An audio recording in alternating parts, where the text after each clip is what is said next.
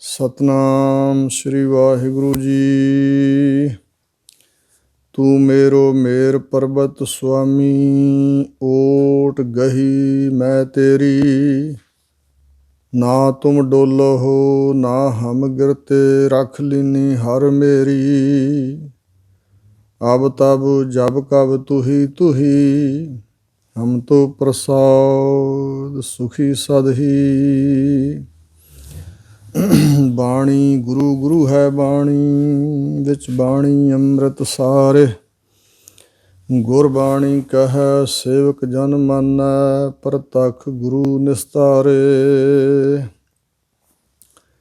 ਸਤਨਾਮ ਸ੍ਰੀ ਵਾਹਿਗੁਰੂ ਜੀ। ਧਰਮ ਖੰਡ ਕਾ ਇਹੋ ਧਰਮ, ਗਿਆਨ ਖੰਡ ਕਾ ਆਖੋ ਕਰਮ। ਕੇਤੇ ਪਵਨ ਪਾਣੀ ਬਹਿ ਸੰਤਰ, ਕੇਤੇ ਕਾਨ ਮਹੇਸ਼।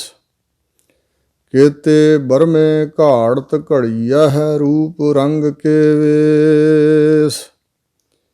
ਕੇਤੀਆ ਕਰਮ ਭੂਮੀ ਮੇਰ ਕੇਤੇ, ਕੇਤੇ ਧੂ ਉਪਦੇਸ਼। ਕੇਤੇ ਇੰਦ ਚੰਦ ਸੂਰ ਕੇਤੇ, ਕੇਤੇ ਮੰਡਲ ਦੇਸ। ਕੇਤੇ ਸਿੱਧ ਬੁੱਧ ਨਾਥ ਕੇਤੇ, ਕੇਤੇ ਦੇਵੀ ਵੇਸ। ਕੇਤੇ ਦੇਵ ਦਾਨਵ ਮੁਨ ਕੇਤੇ, ਕੇਤੇ ਰਤਨ ਸਮੁੰਦ। ਕੇਤੀਆ ਖਾਣੀ ਕੇਤੀਆ ਬਾਣੀ, ਕੇਤੇ ਪਾਤ ਨਰਿੰਦ। ਕੇਤੀਆ ਸੁਰਤੀ ਸੇਵਕ ਕੇਤੇ, ਨਾਨਕ ਅੰਤ ਨ ਅੰਤ। ਵਾਹਿਗੁਰੂ ਜੀ ਕਾ ਖਾਲਸਾ, ਵਾਹਿਗੁਰੂ ਜੀ ਕੀ ਫਤਿਹ। ਗਰੀਬ ਨਵਾਜ਼ ਸਤਿਗੁਰੂ ਦਸਾਂ ਪਾਤਸ਼ਾਹੀਆਂ ਦੇ ਹਿਰਦਾ ਸਰੂਪ, ਚਵਰ ਤਖਤ ਛਤਰ ਦੇ ਮਾਲਕ, ਜੁਗੋ ਜੁਗ ਅਟਲ ਸ੍ਰੀ ਗੁਰੂ ਗ੍ਰੰਥ ਸਾਹਿਬ ਜੀ ਦੀ ਸਾਜੀ ਨਵਾਜੀ, ਪਰਮ ਸਨਮਾਨਯੋਗ ਗੁਰੂ ਕਾ ਰੂਪ ਖਾਲਸਾ ਸਾਧ ਸੰਗਤ ਜੀਓ।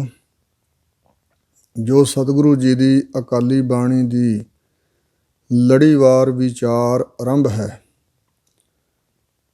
ਇਸ ਦੌਰਾਨ ਜਪਜੀ ਸਾਹਿਬ ਜੀ ਦੀ 35ਵੀਂ ਪੌੜੀ ਦਾ ਪਾਠ ਆਪ ਜੀ ਨੇ ਸਰਵਣ ਕੀਤਾ ਹੈ। 34 ਪੌੜੀਆਂ ਦੀ ਵਿਚਾਰ ਪਹਿਲਾਂ ਹੋ ਚੁੱਕੀ ਹੈ ਔਰ ਸਤਿਗੁਰੂ ਮਹਾਰਾਜ ਇਸ 35ਵੀਂ ਪੌੜੀ ਰਾਹੀਂ ਔਰ ਇਸ ਤੋਂ ਅੱਗੇ ਜੋ ਉਪਦੇਸ਼ ਦੇ ਰਹੇ ਹਨ, ਗੁਰੂ ਕਿਰਪਾ ਸਦਕਾ ਵਿਚਾਰੀਏ, ਸੁਣੀਏ, ਤਾਂ ਕਿ ਸਤਿਗੁਰੂ ਦਾ ਉਪਦੇਸ਼ ਸਾਡੇ ਧੁਰ ਹਿਰਦਿਆਂ ਅੰਦਰ ਪਹੁੰਚ ਜਾਏ ਔਰ ਹਿਰਦਿਆਂ 'ਚ ਸਦੀਵੀ ਕਾਲ ਲਈ ਨਿਵਾਸ ਕਰੇ। ਸਤਿਗੁਰੂ ਜੀ ਬਚਨ ਫਰਮਾ ਰਹੇ ਨੇ, ਧਰਮ ਖੰਡ ਕਾ ਇਹੋ ਧਰਮ। ਜੋ ਪਿਛਲੀ ਪੌੜੀ ਵਿੱਚ ਬਚਨ ਫਰਮਾਏ ਹਨ, ਉਸ ਬਾਰੇ ਕਹਿ ਰਹੇ ਨੇ ਹਜ਼ੂਰ ਕਿ ਇਹ ਧਰਮ ਖੰਡ ਦਾ ਕਰਤੱਵ ਹੈ। ਭਾਵ ਜਿਹੜੇ ਅਧਿਆਤਮਕ ਤਰੱਕੀ ਦੇ 5 ਖੰਡ ਹਨ, ਪਰਮਾਰਥ ਦੇ ਰਾਹ 'ਤੇ ਚੱਲਣ ਵਾਲੇ ਵਿਅਕਤੀਆਂ ਦੀ 5 ਪ੍ਰਕਾਰ ਦੀ ਅਵਸਥਾ। ਪਹਿਲਾ ਧਰਮ ਖੰਡ ਹੈ, ਦੂਸਰਾ ਗਿਆਨ ਖੰਡ, ਤੀਸਰਾ ਸ਼ਰਮ ਖੰਡ, ਚੌਥਾ ਕਰਮ ਖੰਡ ਅਤੇ 5ਵਾਂ ਖੰਡ ਸੱਚ ਖੰਡ ਹੈ। ਇਸ ਪ੍ਰਕਾਰ ਪਿਛਲੀ ਪੌੜੀ ਵਿੱਚ ਰਾਤਾਂ ਰੁੱਤਾਂ ਥਿੱਤਾਂ ਵਾਰ, ਪੌਣ ਹਵਾ ਪਾਣੀ ਅੱਗ ਪਤਾਲ ਅਤੇ ਹਜ਼ੂਰ ਕਹਿੰਦੇ ਸਾਰਾ ਕੁਝ ਬਣਾ ਕੇ ਵਿੱਚ ਇਹ ਧਰਤੀ ਧਰਮਸ਼ਾਲਾ ਬਣਾ ਕੇ ਟਿਕਾਈ ਹੈ। ਇਸ ਧਰਮਸ਼ਾਲਾ ਦੇ ਅੰਦਰ ਜੀਆਂ ਦੇ ਵੱਖਰੇ ਵੱਖਰੇ ਰੰਗ ਰੂਪ ਹਨ ਔਰ ਜੀਵਨ ਦੀਆਂ ਜੁਗਤੀਆਂ ਵੀ ਕਈ ਤਰ੍ਹਾਂ ਦੀਆਂ ਹਨ। ਉਹਨਾਂ ਜੀਆਂ ਦੇ ਅਨੇਕਾਂ ਅਨੰਤ ਗਿਣਤੀ ਤੋਂ ਰਹਿਤ ਨਾਮ ਵੀ ਹਨ।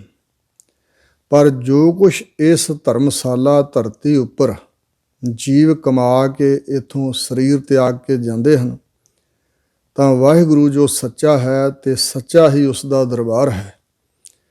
ਉੱਥੇ ਜਾਤਾਂ ਰੂਪਾਂ ਰੰਗਾਂ ਨਸਲਾਂ ਦੀ ਵਿਚਾਰ ਨਹੀਂ ਕੀਤੀ ਜਾਣੀ, ਉੱਥੇ ਜੀਆਂ ਦੇ ਕਰਮਾਂ ਦੀ ਵਿਚਾਰ ਹੋਏਗੀ। ਔਰ ਕਰਮਾਂ ਦੇ ਅਨੁਸਾਰ, ਕਮਾਈ ਦੇ ਅਨੁਸਾਰ ਜਿਹੜੇ ਪੰਚ ਲੋਕ ਨੇ, ਸ੍ਰੇਸ਼ਟ ਸੰਤ ਲੋਕ ਜੋ ਵਾਹਿਗੁਰੂ ਦੇ ਦਰ 'ਤੇ ਪ੍ਰਵਾਨ ਚੜ੍ਹ ਗਏ, ਉਹੀ ਉੱਥੇ ਸੋਭਾ ਪਾਉਂਦੇ ਨੇ।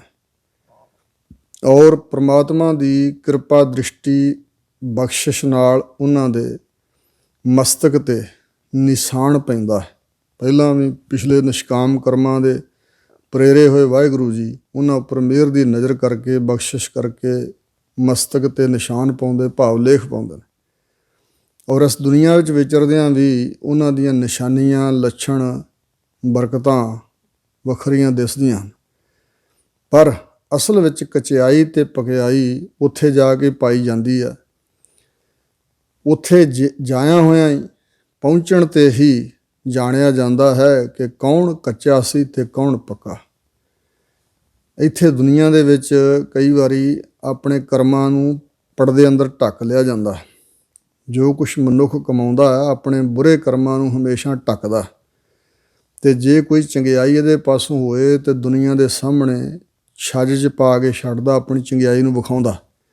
ਲੋਕਾਂ ਦੇ ਔਗਣ ਛੱਜ 'ਚ ਪਾ ਕੇ ਛੱਡਦਾ, ਨਿੰਦਿਆ ਕਰਦਾ, ਅਤੇ ਆਪਣੇ ਗੁਣ ਦੁਨੀਆ 'ਤੇ ਡਗੇ ਦੀ ਚੋਟ ਨਾਲ ਦਵਾਈਆਂ ਦੇ ਪ੍ਰਗਟ ਕਰਦਾ ਔਰ ਆਪਣੇ ਐਬ ਛਪਾਉਂਦਾ ਹੈ। ਆਪਣੇ ਗੁਨਾਹਾਂ ਬਾਰੇ ਖਿਆਲ ਹੀ ਨਹੀਂ ਕਰਦਾ, ਆਪਣੇ ਗੁਨਾਹਾਂ ਦੀ ਖਬਰ ਸਾਰੀ ਨਹੀਂ ਰੱਖਦਾ, ਲੋਕਾਂ ਦੇ ਗੁਨਾਹਾਂ ਵੱਲ ਵੇਖਦਾ। ਔਰ ਕਈ ਮੇਰੇ ਵਰਗੇ ਸੰਸਾਰੀ ਹੋਣ ਦੇ ਬਾਵਜੂਦ ਨਿਰੰਕਾਰੀ ਹੋਣ ਦਾ ਯਤਨ ਕਰਦੇ ਨੇ ਕਿ ਅਸੀਂ ਨਿਰੰਕਾਰ ਦੇ ਬੜੇ ਵੱਡੇ ਭਗਤ ਹਾਂ। ਪਰ ਜੋ ਅੰਦਰ ਬਹਿ ਕੇ ਕਮਾਉਂਦੇ ਹਨ ਉਹ ਸੰਸਾਰ ਨੂੰ ਕਈ ਵਾਰੀ ਨਹੀਂ ਪਤਾ ਲੱਗਦਾ। ਪਰ ਵਾਹਿਗੁਰੂ ਸੱਚਾ ਹੈ, ਉਸ ਦਾ ਦਰਬਾਰ ਸੱਚਾ। ਉੱਥੇ ਸੱਚੇ ਹੀ ਸੱਚ ਨਿਬੜੈ, ਚੁਣ ਵੱਖ ਕੱਢੇ ਜੋ ਜਮਾਲਿਆ, ਜਿਵੇਂ ਆਸਾ ਦੀ ਵਾਰ 'ਚ ਬਚਨ ਆਇਆ ਹੈ। ਇਸ ਪ੍ਰਕਾਰ ਉੱਥੇ ਕਰਮਾਂ ਅਨੁਸਾਰ ਵਿਚਾਰ ਹੁੰਦੀ ਹੈ ਅਤੇ ਉੱਥੇ ਪਹੁੰਚਣ 'ਤੇ ਜਾਣਿਆ ਜਾਂਦਾ ਕਿ ਕਿਹੜਾ ਕੱਚਾ ਸੀ, ਕਿਹੜਾ ਪੱਕਾ। ਇਹ ਧਰਮਖੰਡ ਹੈ। ਇਸ 34 ਨੰਬਰ ਪੌੜੀ ਵਿੱਚ ਹਜ਼ੂਰ ਕਹਿੰਦੇ ਅਸੀਂ ਕਹਿ ਦਿੱਤਾ। ਧਰਮਖੰਡ ਦਾ ਕਰਤੱਵ ਕਿਆ ਹੈ। ਅੱਗੇ ਗਿਆਨ ਖੰਡ ਕਾ ਅਖ ਹੋ ਕਰਮ। ਹੁਣ ਗਿਆਨ ਖੰਡ ਦਾ ਕਰਮ ਵੀ ਸਮਝ ਲਵੋ। ਆਖੋ ਕਹੋ ਹਾਂ, ਮਤਲਬ ਜੇ ਪੁੱਛੋ ਤਾਂ ਕੀ ਸਮਝੋਗੇ, ਕੀ ਸਮਝਾਵਾਂਗੇ ਤੁਹਾਨੂੰ। ਅੱਗੇ ਵਿਆਖਿਆ ਕਰ ਰਹੇ ਨੇ ਸਤਿਗੁਰੂ। ਕੇਤੇ ਪਵਨ ਪਾਣੀ ਵੈ ਸੰਤਰ, ਕੇਤੇ ਕਾਨ ਮਹੇਸ਼। ਜੋ ਗਿਆਨ ਖੰਡ ਵਿੱਚ ਪਹੁੰਚਦਾ ਜੀਵ, ਉਸ ਦੀ ਦ੍ਰਿਸ਼ਟੀ ਪਾਰਦਰਸ਼ੀ ਹੋ ਜਾਂਦੀ ਹੈ। ਦਿਵ ਦ੍ਰਿਸ਼ਟ ਜਾਗਿਆ ਭਰਮ ਚੁਕਾਏ। ਦਿਵ ਦ੍ਰਿਸ਼ਟੀ ਦਾ ਮਤਲਬ ਦੈਵੀ ਦ੍ਰਿਸ਼ਟੀ। ਸੰਸਾਰ ਵੱਲੋਂ ਜਿੰਨੀ ਹੀ ਬਿਰਤੀ ਉਪਰਾਮ ਹੁੰਦੀ ਹੈ ਦ੍ਰਿਸ਼ਟੀ, ਸੰਸਾਰ ਦੇ ਰੰਗ ਤਮਾਸ਼ੇ ਵੇਖਣ ਵਿੱਚ ਰੁਚੀ ਨਹੀਂ ਰਹਿੰਦੀ। ਜਿਵੇਂ ਇੱਕ ਵਾਰੀ ਕਾਂਸ਼ੀ ਦੇ ਵਿੱਚ ਕੋਈ ਮੇਲਾ ਸੀ ਅਤੇ ਰਾਮਾਨੰਦ ਜੀ ਦੇ ਚੇਲਿਆਂ ਨੇ ਆਗਿਆ ਲੈ ਲਈ ਮੇਲਾ ਵੇਖਣ ਲਈ।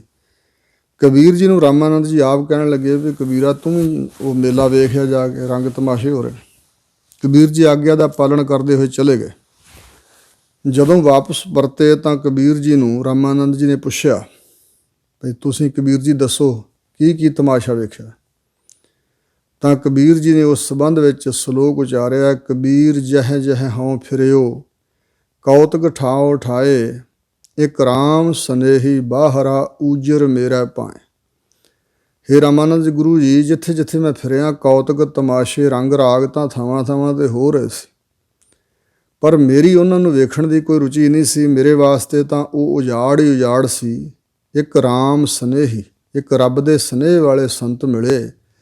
ਮੈਂ ਤਾਂ ਉਹਨਾਂ ਦੀ ਸੋਹਬਤ ਵਿੱਚ ਪਰਮੇਸ਼ਰ ਦੀਆਂ ਬਾਤਾਂ ਕਰਦਿਆਂ, ਰੱਬ ਦਾ ਜਸ ਵਡਿਆਈਆਂ ਕਰਦਿਆਂ ਸਮਾਂ ਗੁਜ਼ਾਰਿਆ। ਉਹਨਾਂ ਤੋਂ ਬਗੈਰ ਬਾਕੀ ਸਭ ਉਜਾੜ ਸੀ ਮੇਰੇ ਵਾਸਤੇ। ਇਸ ਪ੍ਰਕਾਰ ਜਿਨ੍ਹਾਂ ਦੀ ਇਹ ਦ੍ਰਿਸ਼ਮਾਨ ਪ੍ਰਪੰਚ ਤੋਂ ਬਿਰਤੀ ਉਥਾਨ ਹੋ ਜਾਂਦੀ ਹੈ, ਵਾਹਿਗੁਰੂ ਵਾਲੇ ਪਾਸੇ ਦ੍ਰਿਸ਼ਟੀ ਖੁੱਲ੍ਹਦੀ ਹੈ, ਤਾਂ ਫਿਰ ਪਰਮਾਤਮਾ ਦੀ ਕੁਦਰਤ ਦੇ ਅਨੇਕਾਂ ਕ੍ਰਿਸ਼ਮੇ ਕੁਦਰਤ ਵਿੱਚ ਜੋ ਵਾਪਰ ਰਹੇ ਨੇ ਉਹ ਦਿਖਾਈ ਦਿੰਦੇ ਨੇ। ਪਰਮਾਤਮਾ ਦੀ ਮਹਾਨਤਾ ਇਸ ਤਰ੍ਹਾਂ ਉਹਨਾਂ ਦੇ ਅੱਗੇ ਪ੍ਰਗਟ ਹੁੰਦੀ ਹੈ। ਜਿਵੇਂ ਇੱਕ ਬਚਨ ਹੈ, ਸੰਤ ਗਿਆਨੀ ਗੁਰਬਚਨ ਸਿੰਘ ਖਾਲਸਾ ਜੀ, ਉਹ ਆਪਣੇ ਨਿਤਨੇਮ ਤੋਂ ਅਲੱਗਾ 101 ਪਾਠ ਜਪਜੀ ਸਾਹਿਬ ਦਾ ਕਰਿਆ ਕਰਦੇ ਸਨ। ਨਾਮ ਨਾਲ ਹੀ, ਬਾਣੀ ਨਾਲ ਹੀ ਰੰਗੇ ਰਹਿੰਦੇ ਸੀ। ਅਤੇ ਇੱਕ ਦਿਨ ਜਾਪ ਕਰਦਿਆਂ, ਬਾਣੀ ਜਪਜੀ ਸਾਹਿਬ ਦੇ ਪਾਠ ਕਰਦਿਆਂ ਉਹਨਾਂ ਦੀ ਜਿਸ ਵੇਲੇ ਦਿਵ ਦ੍ਰਿਸ਼ਟੀ ਖੁੱਲ੍ਹੀ ਤਾਂ ਉੱਪਰ ਅਸਮਾਨ ਦੇ ਵਿੱਚ ਬੜੇ ਕ੍ਰਿਸ਼ਨ, ਸ਼ਿਵ ਜੀ, ਬ੍ਰਹਮਾ ਆਦਿਕ, ਇੰਦਰ ਆਦਿਕ ਅਨੇਕਾਂ ਦੇਵਤੇ ਘੁੰਮਦੇ ਹੋਏ ਦਿਖਾਈ ਦਿੱਤੇ, ਅਨੇਕਾਂ ਰੂਪਾਂ 'ਚ। ਤਾਂ ਉਹਨਾਂ ਨੇ ਸੰਤ ਸੁੰਦਰ ਸਿੰਘ ਖਾਲਸਾ ਜੀ ਨੂੰ ਪੁੱਛਿਆ, ਜੀ ਇਹ ਕੀ ਗੱਲ। ਪਹਿਲਾਂ ਤਾਂ ਉਹਨਾਂ ਨੇ ਥੋੜ੍ਹਾ ਜਿਹਾ ਟਾਲ ਕੇ ਬਚਨ ਕੀਤਾ, ਕਹਿਣ ਲੱਗੇ ਪਿਛਲੇ ਜਨਮਾਂ 'ਚ ਉਹਨਾਂ ਦੀ ਉਪਾਸਨਾ ਕਰਦਾ ਰਿਹਾ ਹੈਗਾ, ਹੋਰ ਕੀ ਹੋਣਾ। ਔਰ ਥੋੜ੍ਹਾ ਜਿਹਾ ਮਨ 'ਚ ਇੱਕ ਖਿਆਲ ਉਪਜਿਆ ਵੀ ਹੈ ਇੰਝ ਵੀ ਹੁੰਦਾ। ਤਾਂ ਫਿਰ ਬਾਅਦ ਵਿੱਚ ਮਹਾਂਪੁਰਸ਼ਾਂ ਨੇ ਕਿਹਾ, ਗਿਆਨੀ ਸਿੰਘ ਜੀ, ਇਹ ਸਤਿਗੁਰੂ ਮਹਾਰਾਜ ਦੀ ਬਖਸ਼ਿਸ਼ ਨਾਲ ਤੁਹਾਡੀ ਦਿਵ ਦ੍ਰਿਸ਼ਟੀ ਖੁੱਲ੍ਹੀ ਹੈ, ਤੁਸੀਂ ਗਿਆਨ ਖੰਡ ਵਿੱਚ ਪਹੁੰਚ ਗਏ ਹੋ।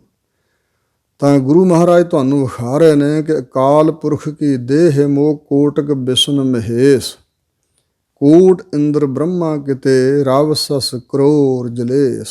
ਅਕਾਲ ਪੁਰਖ ਪਰਮਾਤਮਾ ਐਡਾ ਵੱਡਾ ਹੈ ਔਰ ਉਹਨੇ ਐਡੀ ਵੱਡੀ ਕੁਦਰਤ ਸਾਜੀ ਹੈ ਭਈ ਜਿਵੇਂ ਬਚਨ ਹਨ, ਕੋਟ ਬ੍ਰਹਮੇ ਜਗ ਸਾਜਣ ਲਾਏ। ਇੱਕ ਬ੍ਰਹਮਾ ਕੀ ਕਰੋੜਾਂ ਹੀ ਬ੍ਰਹਮੇ, ਕਿਉਂਕਿ ਇਹ ਸਾਡੀ ਮਾਤ ਲੋਕ ਦੀ ਧਰਤੀ 'ਤੇ ਇਹ ਸੂਰਜ ਚੰਦਰਮਾ ਵਿਖਾਈ ਦੇ ਰਹੇ ਨੇ। ਔਰ ਸਾਇੰਟਿਸਟਾਂ ਨੇ ਹੁਣ ਖੋਜ ਕਰ ਲਈ ਹੈ ਕਿ 50 ਅਰਬ ਦੇ ਕਰੀਬ ਸੂਰਜ ਹਨ ਬ੍ਰਹਿਮੰਡ ਦੇ ਵਿੱਚ, 50 ਅਰਬ। ਤਾਂ ਹੀ ਕਬੀਰ ਜੀ ਨੇ ਵੀ ਕਿਹਾ ਹੈ, ਕੋਟ ਸੂਰ ਜਾ ਕੈ ਪ੍ਰਗਾਸ, ਕੋਟ ਮਹਾਦੇਵ ਅਰ ਕਬਿਲਾਸ, ਦੁਰਗਾ ਕੋਟ ਜਾ ਕੇ ਮਰਦਨ ਕਰੈ, ਬ੍ਰਹਮਾ ਕੋਟ ਵੇਦ ਉਚਰੈ। ਕਬੀਰ ਜੀ ਵੀ ਇਹ ਆਪਣੀ ਅਵਸਥਾ ਬਿਆਨ ਕਰ ਰਹੇ ਨੇ।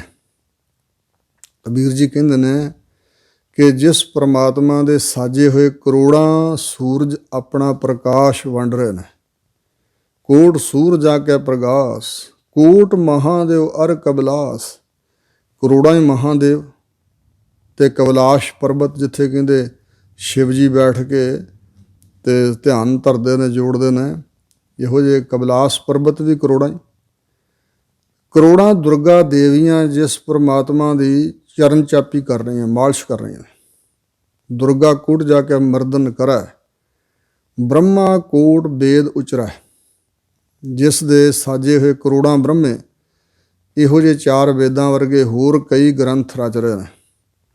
ਔਰ ਕੋਟ ਚੰਦਰਮੇ ਕਰਹਿ ਚਿਰਾਗ, ਕਰੋੜਾਂ ਚੰਦਰਮੇ ਦੀਵੇ ਜਗਾ ਕੇ ਮਨ ਨੂੰ ਰੌਸ਼ਨੀ ਕਰ ਰਹੇ ਨੇ, ਦੀਵੇ ਬਣ ਕੇ ਅਤੇ ਰੌਸ਼ਨੀ ਵੰਡ ਰਹੇ ਨੇ।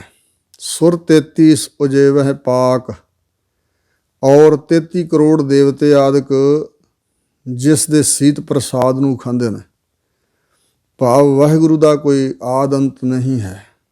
ਉਹਦੀ ਸਾਜੀ ਕੁਦਰਤ ਜਿਹੜੀ ਸਾਨੂੰ ਦਿਸ ਰਹੀ ਇੰਨੀ ਕੁ ਨਹੀਂ ਹੈ। ਔਰ ਇਸ ਕਰਕੇ ਹਜ਼ੂਰ ਕਹਿੰਦੇ ਨੇ ਜਿਹੜੀ ਕਿਰਤ ਹੈ ਉਹਦੇ ਨਹੀਂ ਪਿੱਛੇ ਲੱਗ ਜਾਣਾ ਵੀ ਕਿਰਤ ਦਾ ਕੋਈ ਹਿੱਸਾ ਲੈ ਕੇ ਉਹਦਾ ਜਾਪ, ਉਹਦਾ ਸਿਮਰਨ, ਉਹਦੀ ਉਪਾਸਨਾ, ਉਹਦੀ ਪੂਜਾ ਕਰਨ 'ਚ ਉਲਝ ਜਾਓ। ਪਰਮਾਤਮਾ ਜੋ ਕਰਤਾ ਹੈ ਉਸ ਦੇ ਨਾਲ ਜੁੜੋ। ਔਰ ਇੱਥੇ ਉਪਦੇਸ਼ ਦੇ ਰਹੇ ਨੇ ਕਿ ਗਿਆਨ ਖੰਡ ਵਿੱਚ ਪਹੁੰਚੇ ਹੋਏ ਗੁਰਮੁਖ ਨੂੰ ਪਤਾ ਲੱਗਦਾ ਕੇਤੇ ਪਵਨ ਪਾਣੀ ਵੈ ਸੰਤਰ, ਕਿੰਨੇ ਪ੍ਰਕਾਰ ਦੀ ਹਵਾ ਹੈ। ਹੁਣ ਜੋ ਸਾਇੰਸਦਾਨਾਂ ਨੇ ਜਾਂ ਪੁਰਾਤਨ ਸਮੇਂ ਦੇ ਮਹਾਂਪੁਰਸ਼ਾਂ ਨੇ ਸਾਡੇ ਸਰੀਰ ਵਿੱਚ ਜਿਹੜੀ ਵਾਯੂ ਹੈ, ਹਵਾ, ਇਹੀ 5 ਪ੍ਰਕਾਰ ਦੀ ਦੱਸੀ ਹੈ। ਪ੍ਰਾਣ ਵਾਯੂ, ਅਪਾਨ ਵਾਯੂ, ਸਮਾਨ ਵਾਯੂ, ਬਿਆਨ ਵਾਯੂ ਅਤੇ ਉਦਿਆਨ ਵਾਯੂ। ਕੁਝ ਹਵਾ ਦਾ ਹਿੱਸਾ, ਕੁਝ ਇਸ ਤਰ੍ਹਾਂ ਦੀ ਹਵਾ ਜਿਹੜੀ ਸਾਡੇ ਖੋਪਰੇ ਦਸਮ ਦੁਆਰ 'ਚ ਹੈ, ਕੁਝ ਹਵਾ ਕੰਠ ਵਿੱਚ ਹੈ, ਕੁਝ ਦਿਲ ਵਾਲੇ ਥਾਂ, ਕੁਝ ਧੁਨੀ ਵਾਲੇ ਥਾਂ ਅਤੇ ਕੁਝ ਮੂਲ ਦੁਆਰੇ 'ਚ। ਵੱਖਰੀ ਵੱਖਰੀ ਦੀ ਕਿਰਿਆ ਹੈ। ਔਰ ਇਸ ਪ੍ਰਕਾਰ ਕਿੰਨੀ ਕੁ ਤਰ੍ਹਾਂ ਦੀ ਪਵਨ ਹੈ, ਹਵਾ ਹੈ, ਇਹ ਵਾਹਿਗੁਰੂ ਜਾਣਦਾ, ਜਾਂ ਜਿਹੜਾ ਗਿਆਨ ਖੰਡ ਵਿੱਚ ਪੁੱਜਾ ਉਸ ਨੂੰ ਪਤਾ ਲੱਗਦਾ ਵੀ ਅਨੇਕਾਂ ਤਰ੍ਹਾਂ ਦੀ ਹਵਾ ਹੈ। ਕਿੰਨੇ ਕੁ ਪਵਨ ਦੇਵਤੇ ਹਨ ਜਾਂ ਪਵਨ ਹਵਾ ਕਿੰਨੇ ਕੁ ਪ੍ਰਕਾਰ ਦੀ ਹੈ। ਪਾਣੀ, ਜਿਹੜਾ ਪਾਣੀ ਹੈ ਇਹ ਕਿੰਨੇ ਪ੍ਰਕਾਰ ਦਾ, ਭਾਵ ਅਨੇਕਾਂ ਤਰ੍ਹਾਂ ਦਾ ਪਾਣੀ ਹੈ। ਜਿਵੇਂ ਜਮਨਾ ਅਤੇ ਗੰਗਾ, ਜੋ ਪ੍ਰਯਾਗਰਾਜ ਹੈ ਇਲਾਹਾਬਾਦ, ਉੱਥੇ ਦੋਵਾਂ ਦਾ ਸੰਗਮ ਹੁੰਦਾ। ਗੰਗਾ ਦੇ ਪਾਣੀ ਦਾ ਰੰਗ ਚਿੱਟਾ ਹੈ ਅਤੇ ਜਮਨਾ ਦਾ ਪਾਣੀ ਕਾਲਾ। ਦੋਵਾਂ ਦੇ ਸਵਾਦ ਵਿੱਚ ਵੀ ਫਰਕ ਹੈ। ਇਸੇ ਤਰ੍ਹਾਂ ਆਸਟ੍ਰੇਲੀਆ ਦੇ ਮੇਰੇ ਖਿਆਲ ਪਰਥ ਸ਼ਹਿਰ ਤੋਂ ਕੋਈ 100 ਕਿਲੋਮੀਟਰ ਦੀ ਦੂਰੀ 'ਤੇ ਪੈਸੀਫਿਕ ਓਸ਼ੀਅਨ ਅਤੇ ਇੱਕ ਹੋਰ ਓਸ਼ੀਅਨ, ਦੋਵੇਂ ਮਿਲਦੇ ਨੇ। ਇੰਡੀਆ ਦਾ ਸਾਗਰ ਅਤੇ ਇੱਧਰ ਆਸਟ੍ਰੇਲੀਆ ਦਾ ਸਾਗਰ, ਜਿਹੜਾ ਸਮੁੰਦਰ, ਦੋਵੇਂ ਮਿਲਦੇ ਆਪਸ ਵਿੱਚ ਕੰਧ ਕੋਈ ਨਹੀਂ ਕੱਢੀ ਹੋਈ। ਇੱਕ ਪਾਸੇ ਪਾਣੀ ਨੀਲਾ, ਇੱਕ ਪਾਸੇ ਕਾਲਾ ਜਿਹਾ, ਆਪਸ ਵਿੱਚ ਮਿਲਦੇ ਨੇ ਪਰ ਆਪੋ 'ਚ ਰਲਦੇ ਨਹੀਂ, ਰੰਗ ਬਦਲਦਾ ਨਹੀਂ ਹੈ। ਇਸ ਪ੍ਰਕਾਰ ਕਿਸੇ ਪਾਣੀ ਦਾ ਸਵਾਦ ਹੋਰ ਤਰ੍ਹਾਂ ਦਾ, ਕਿਸੇ ਦਾ ਹੋਰ ਤਰ੍ਹਾਂ ਦਾ। ਕਿੰਨੀ ਪ੍ਰਕਾਰ ਦਾ ਪਾਣੀ ਵਾਹਿਗੁਰੂ ਨੇ ਰਚ ਦਿੱਤਾ। ਵੈ ਸੰਤਰ ਅਗਨੀ, ਸਮਾਨ ਅਗਨੀ, ਜਿੰਨੀ ਬਨਸਪਤੀ ਹੈ, ਧਰਤੀ 'ਚ ਉੱਗਣ ਵਾਲੇ ਪੌਦੇ, ਬਿਰਛ, ਬੂਟੇ ਸਭ, ਸਾਰਿਆਂ ਦੇ ਅੰਦਰ ਅੱਗ ਹੈ, ਪਰ ਦਿਖਾਈ ਨਹੀਂ ਦੇ ਰਹੀ ਤੇ ਨਾ ਸਾੜ ਰਹੀ ਹੈ। ਔਰ ਇਸੇ ਪ੍ਰਕਾਰ ਇੱਕ ਜਠਰ ਅਗਨੀ ਹੈ, ਸਾਡੇ ਪੇਟ ਵਿੱਚ ਅੱਗ ਹੈ, ਜਿਹਦੇ ਦੁਆਰਾ ਖਾਧਾ ਹੋਇਆ ਭੋਜਨ ਹਜਮ ਹੁੰਦਾ। ਜੇ ਅਗਨੀ ਤੱਤ ਨਾ ਹੋਏ ਤੇ ਭੋਜਨ ਹਜਮ ਨਹੀਂ ਹੋਏਗਾ। ਇਸੇ ਤਰ੍ਹਾਂ ਇਸ ਨੂੰ ਜਠਰ ਅਗਨੀ ਜਾਂ ਜਠਰਾਗਨ ਕਹਿੰਦੇ ਨੇ। ਇੱਕ ਬੜਵਾ ਅਗਨੀ ਹੈ, ਸਮੁੰਦਰ ਦੇ ਵਿੱਚ ਵੀ ਹੈ ਬੜਵਾ ਅਗਨੀ। ਇੱਕ ਗੜਾੜ ਨਾਂ ਦੀ ਜਗ੍ਹਾ ਹੈ, ਉੱਥੇ ਸਮੁੰਦਰ ਦਾ ਪਾਣੀ ਸੜ ਸੜ ਕੇ ਖਤਮ ਹੋ ਰਿਹਾ। ਔਰ ਇਸੇ ਪ੍ਰਕਾਰ ਇੱਕ ਦਾਵਾ ਅਗਨੀ ਜਾਂ ਡਾਊਂ ਅਗਨੀ ਵੀ ਉਸਨੂੰ ਕਿਹਾ ਜਾਂਦਾ, ਜਿਹਦੇ ਦੁਆਰਾ ਗਰਮੀਆਂ ਦੇ ਦਿਨਾਂ ਵਿੱਚ ਬਾਂਸਾਂ ਦੀ ਰਗੜ ਤੋਂ ਅੱਗ ਪੈਦਾ ਹੋ ਕੇ ਜੰਗਲ ਨੂੰ ਸਾੜਦੀ ਹੈ। ਉਹਨੂੰ ਦਾਵਾ ਅਗਨੀ ਜਾਂ ਡਾਊਂ ਅਗਨੀ ਕਿਹਾ ਜਾਂਦਾ। ਇਸ ਪ੍ਰਕਾਰ ਅੱਗ ਵੀ ਕਈ ਪ੍ਰਕਾਰ ਦੀ ਹੈ, ਇੱਕ ਤਰ੍ਹਾਂ ਦੀ ਨਹੀਂ। ਕੇਤੇ ਕਾਨ ਮਹੇਸ਼, ਕਾਨ ਕ੍ਰਿਸ਼ਨ ਜੀ ਇੱਕ ਨਹੀਂ ਹਨ।